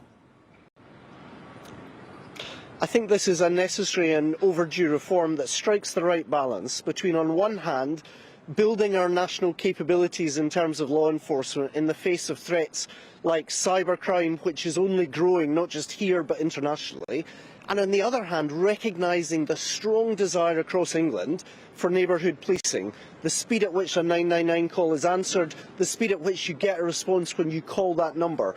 So if you like, finding that balance between effective neighbourhood policing and effective national capability is exactly what Shabana will be announcing today. Thank you very much indeed for your time today, Douglas. Appreciate it. Douglas Alexander is the Secretary of State for Scotland. Thank you very much. Thank you. Well, joining us now is GB News Chief Political Correspondent Catherine Forster, who's listening across to all of that. What do you think of what Mr Alexander had to say?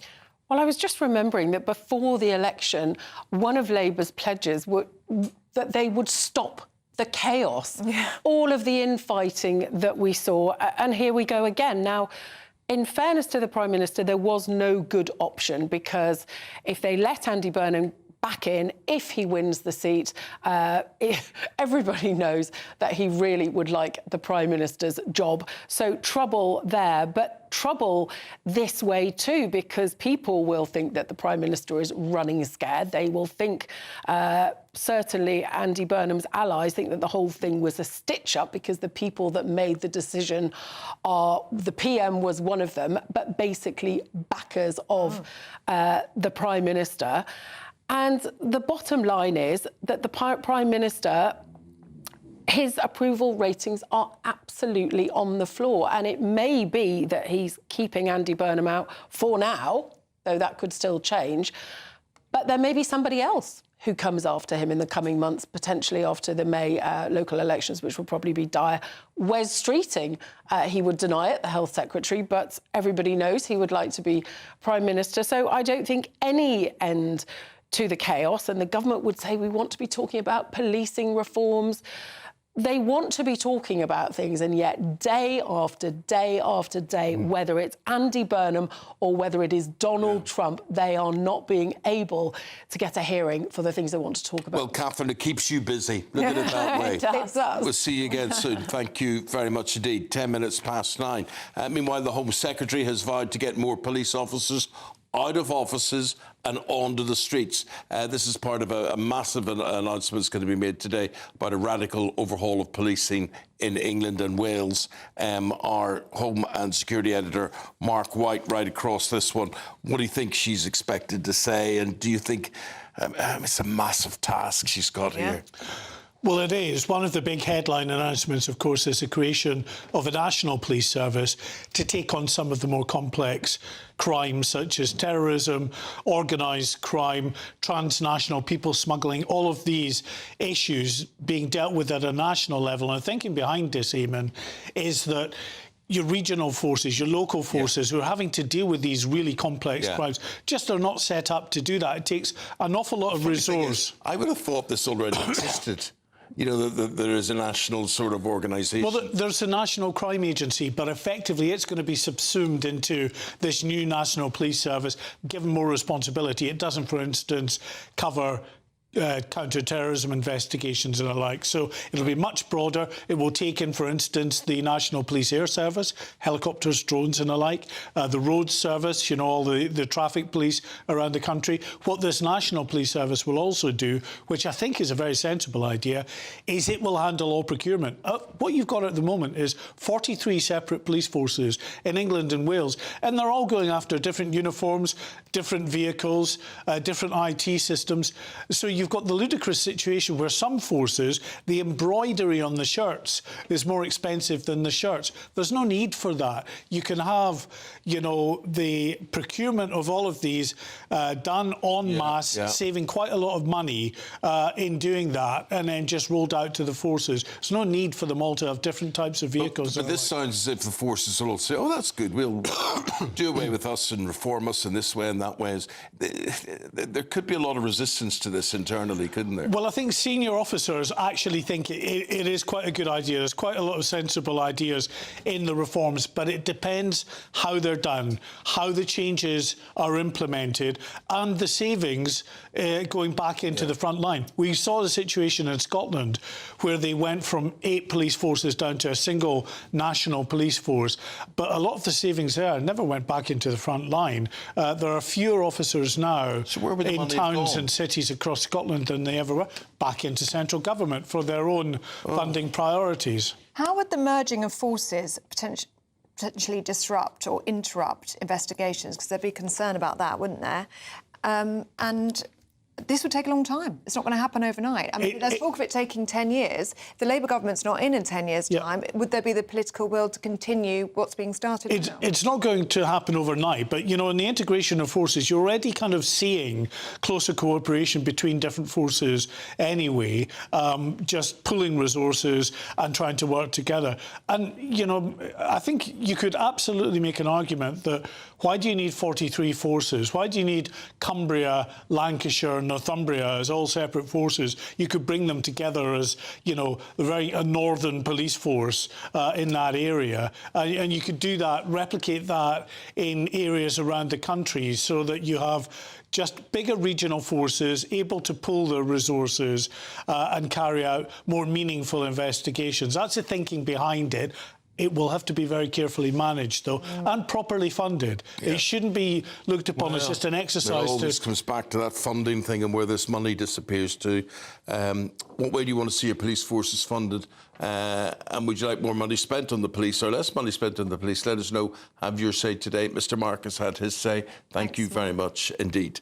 The Great British Giveaway now. You have just a few days left. This is the last week to get involved in this, and this is our biggest cash prize ever. Have a go. It's the final week to see how you can become our biggest cash prize winner to date, as there's a simply stunning £85,000 in tax-free cash to be won. Go on that dream holiday, buy that brand new car, or just relax in the knowledge that the rest of the year could be on us. But you have to hurry, as lines close on Friday the 30th of January. For another chance to win £85,000 cash, text cash to 63225. One entry costs £2.50 plus one standard network rate message. Or text bonus to 63225. 5 entries cost £5 plus one standard network rate message. Go to gbnews.com/win. Entries start at £2.50. Call 0903 686 3232. Calls cost £2.50 plus your network access charge. Or post your name and number to GB18 PO Box 8690 Derby DE1 9TT. UK only. Entrance must be 18 or over. Lines close at 4 p.m. on the 30th of January. Please check the closing time if listening or watching on demand. Good luck.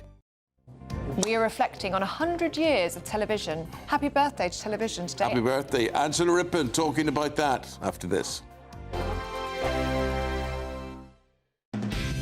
Decisions made in Washington aren't just shaping America, they're shaping Britain too. From migration to global security, from crime to health. Whatever happens in the White House today will be felt in your town or city tomorrow. That's why The Late Show is live from Washington, DC. Cutting through the politics to show you what it all means for Britain. The Late Show live every night at midnight. Only on GB News, Britain's news channel. Bold. They are under no illusion. Ray. Are you a human trafficker? Boundless. I've had enough of the nonsense, and I'm not afraid to say it. Don't get this on the BBC. Every weeknight, I tear through the headlines. The smell of gasoline. Should we be worried about it? From Westminster madness to cultural war chaos. What I'm going to do now, they are throwing things out the car as we speak. Get ready, Britain. Here we go. Patrick Christie's tonight, weeknights from 9 p.m, only on GB News, Britain's news channel. Hi, I'm Michelle Dewberry, and my show is your opportunity to cut through all the noise and dive in headfirst to some robust debates. Ideas clash. Situation, no, isn't it? No, because the failure is you're deliberately avoiding my point. Nothing's held back. And if you think this is the end of it, wait for more. And we do not shy away from the difficult stuff. Sometimes I want to shake people and say, if only you understood. So join me on Jubes & Co. weeknights at 6 p.m, only on GB News, Britain's news channel. From the school run to the home run, watch a new show for all of Britain. So he can say whatever he wants. A straight-talking show where all voices are heard. And, you know, when are we going to stop talking about smashing the gangs and actually do it? With the stories that matter from every part of our country. There's a bit of a crash landing there for your Chancellor. Bold, fearless and standing up for you. That's me, Martin Dordme, 3 p.m. till 6 p.m, weekdays, here only on GB News. The People's Channel, Britain's news channel. Do you trust what you're being told? Good, because neither do I. Those are just facts. I'm Alex Armstrong, and on my show, we'll expose the spin. Well, I want to answer that, because you didn't let me last time, because you always speak over me. The broken promises. To deny that is denying the truth. And the hypocrisy. Needs to stop. You think we can allow? Politics, policy, parliament. Nothing is off limits. No sugarcoating, no fear of offence, just the truth laid bare. Tune in every Saturday and Sunday at 9 p.m. for Alex Armstrong Tonight, only on GB News, Britain's news channel. Britain deserves a newsroom that puts the facts and your voice first. Well, and that's what you get on GB News. Lively debates, lively conversation. And we're not afraid to hold power to account. And each other. So join me, Andrew Pearce. And me, Miriam Cates, for Britain's Newsroom, weekdays from 9:30 on GB News.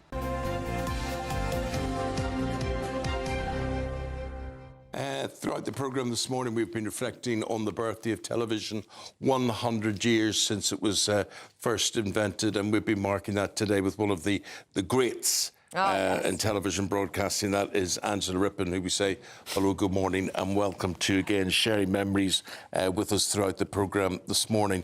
And one of the things, Angela, I was thinking you're from Plymouth, aren't you? Yes. And did you have the advantage, which we don't have nowadays, of local and regional television before you came to national very television? much so. I mean, I think that's one of the sadnesses that happened when we lost all of those big regional ITV companies, for instance. You know, people will remember Granada, Harlech, Thames, all of it, Westwood Television, all of those. Yeah. I mean, my background is journalism, photography and journalism. I did my apprenticeship, 5 years in it. And I assumed I was going to be working in print journalism as a photojournalist. So so when I was asked to go and work for the local BBC station, as it was to start with, that I obviously knew how to do an interview, how to write a story, but I had never appeared in front of a television camera before. It was a wonderful opportunity for me and people like me, you know, back in the 60s, to learn your craft, to hone your craft as a journalist into being a broadcast journalist, because you could do it out of a national spotlight. And I had some wonderful mentors. I mean, amazing people who said, don't do it like that, do it like this. And you learn to communicate. Did you have, Ellie, did you go straight to national television, straight here? Yes, worked at the BBC and now here. Yes, but regional television doesn't exist anymore. No, but it gave you an opportunity to make your mistakes, to learn what you could do and what you couldn't do. And it also, the other thing that it did that I don't think you can get now, I mean, I'm not just in front of the camera as a broadcaster, I'm also a qualified director and a producer. Yeah, I've directed Qualified films. one? Oh, gosh, yes. Do you ever fancy a job here? Come on, work with us, Angela. Think about the power of the unions. I had to, I mean, I made a number of documentaries that I directed and won awards for them, and then the ACTT, which was the union that had the power at that time, then registered me as a qualified director, and I went on to win some awards as a director. But it gave you the opportunity to learn how to be in television. You know, and because it was film, you know, handling and to understand the craft, understanding what you were doing, understanding precisely the craft. And of course, you had to understand how to drive a car. A lot of people won't know you were one of the original presenters. I was the original presenter. The original, the first presenter of Top Gear. That's right. Yes. Yeah, and it was a lot of fun. I mean, it wasn't Toys for the Boys, which the programme became. I mean, it was actually a motoring programme, which was rather different from. It was about cars. It was about pedestrians. It was about motorbikes. It was about anything and everything to do with motoring. What is your secret? Because I know you're going to have to graft hard and you're going to have to be very, very lucky as well. What is your secret for surviving in a notoriously precarious industry? I tell you something, my very first broadcast, I mean, I know when it was September the 5th in 1966, because I kept the contract. So I know I got paid £6 10 shillings for my first television appearance. And when having never been on television in my life, I did my first broadcast, and when I got home, I said to my parents, you know, how was that? My dad said, that was all right, he said, but you look like a rabbit caught in the headlights, he said. And I said, but Daddy, you know, I've been working at my typewriter, no computers then, my typewriter. I'm anonymous, and suddenly I'm doing my job in front of thousands of people. And my father said, well, the next time you go in the studio and you look at that camera, he said, talk to me. Imagine that is me. And as I tell people, I've spent 60 years talking to my father. He's sadly not with us anymore. Well, God bless him. I've spent 60 years talking to my dad because what we have is a conversation with our viewers. Well, Don't I'm sure talk he's looking at them, down and still proud. talk with them. Angela, got to leave it there. Thank you. Happy birthday to you and happy birthday to TV. Thank you very much. Pleasure. Thanks, Angela. Miriam and Andrew. Nice story. Well, a lovely story. What a legend. From the broadcasting legend that is Angela Rippon, really is, yeah. What have you two got for us? Well, lots more on Burnham. And we've got a former Chief of Staff to Keir Starmer coming on to say why it was the right decision. Oh, yeah. Okay. Yeah, to block Burnham. Absolutely, and we'll be talking about these ICE shootings in Minneapolis. Is there a risk of...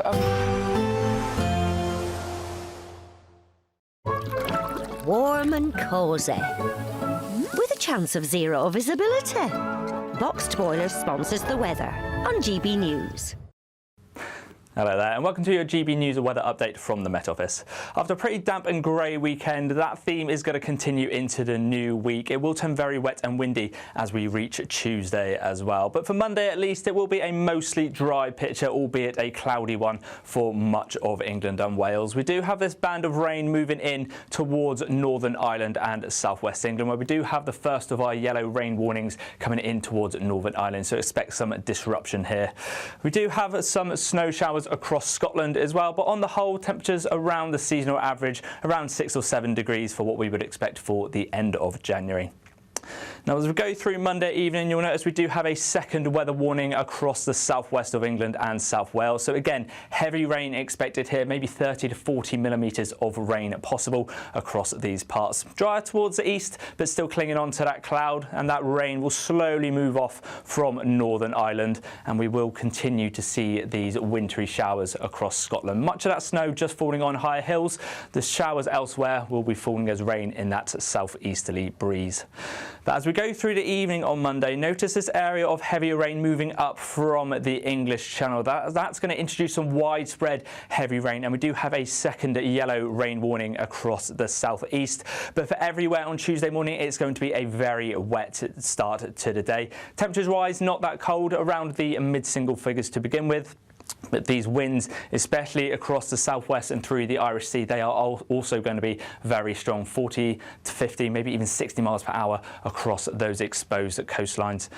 That rain will continue to move its way northwards. It does turn to snow as it does reach the higher hills of the Pennines and across Scotland, and we do see some clearer breaks across central England. But otherwise, those showers, especially across Wales and the southwest, will continue. But warmer temperatures across the south, around 10 degrees. Warm and cosy, with a chance of zero visibility. Boxed Boilers sponsors the weather on GB News. Thank you, Britain, for helping us reach 10 million followers across social media. We are truly honoured to have your trust, one follower at a time.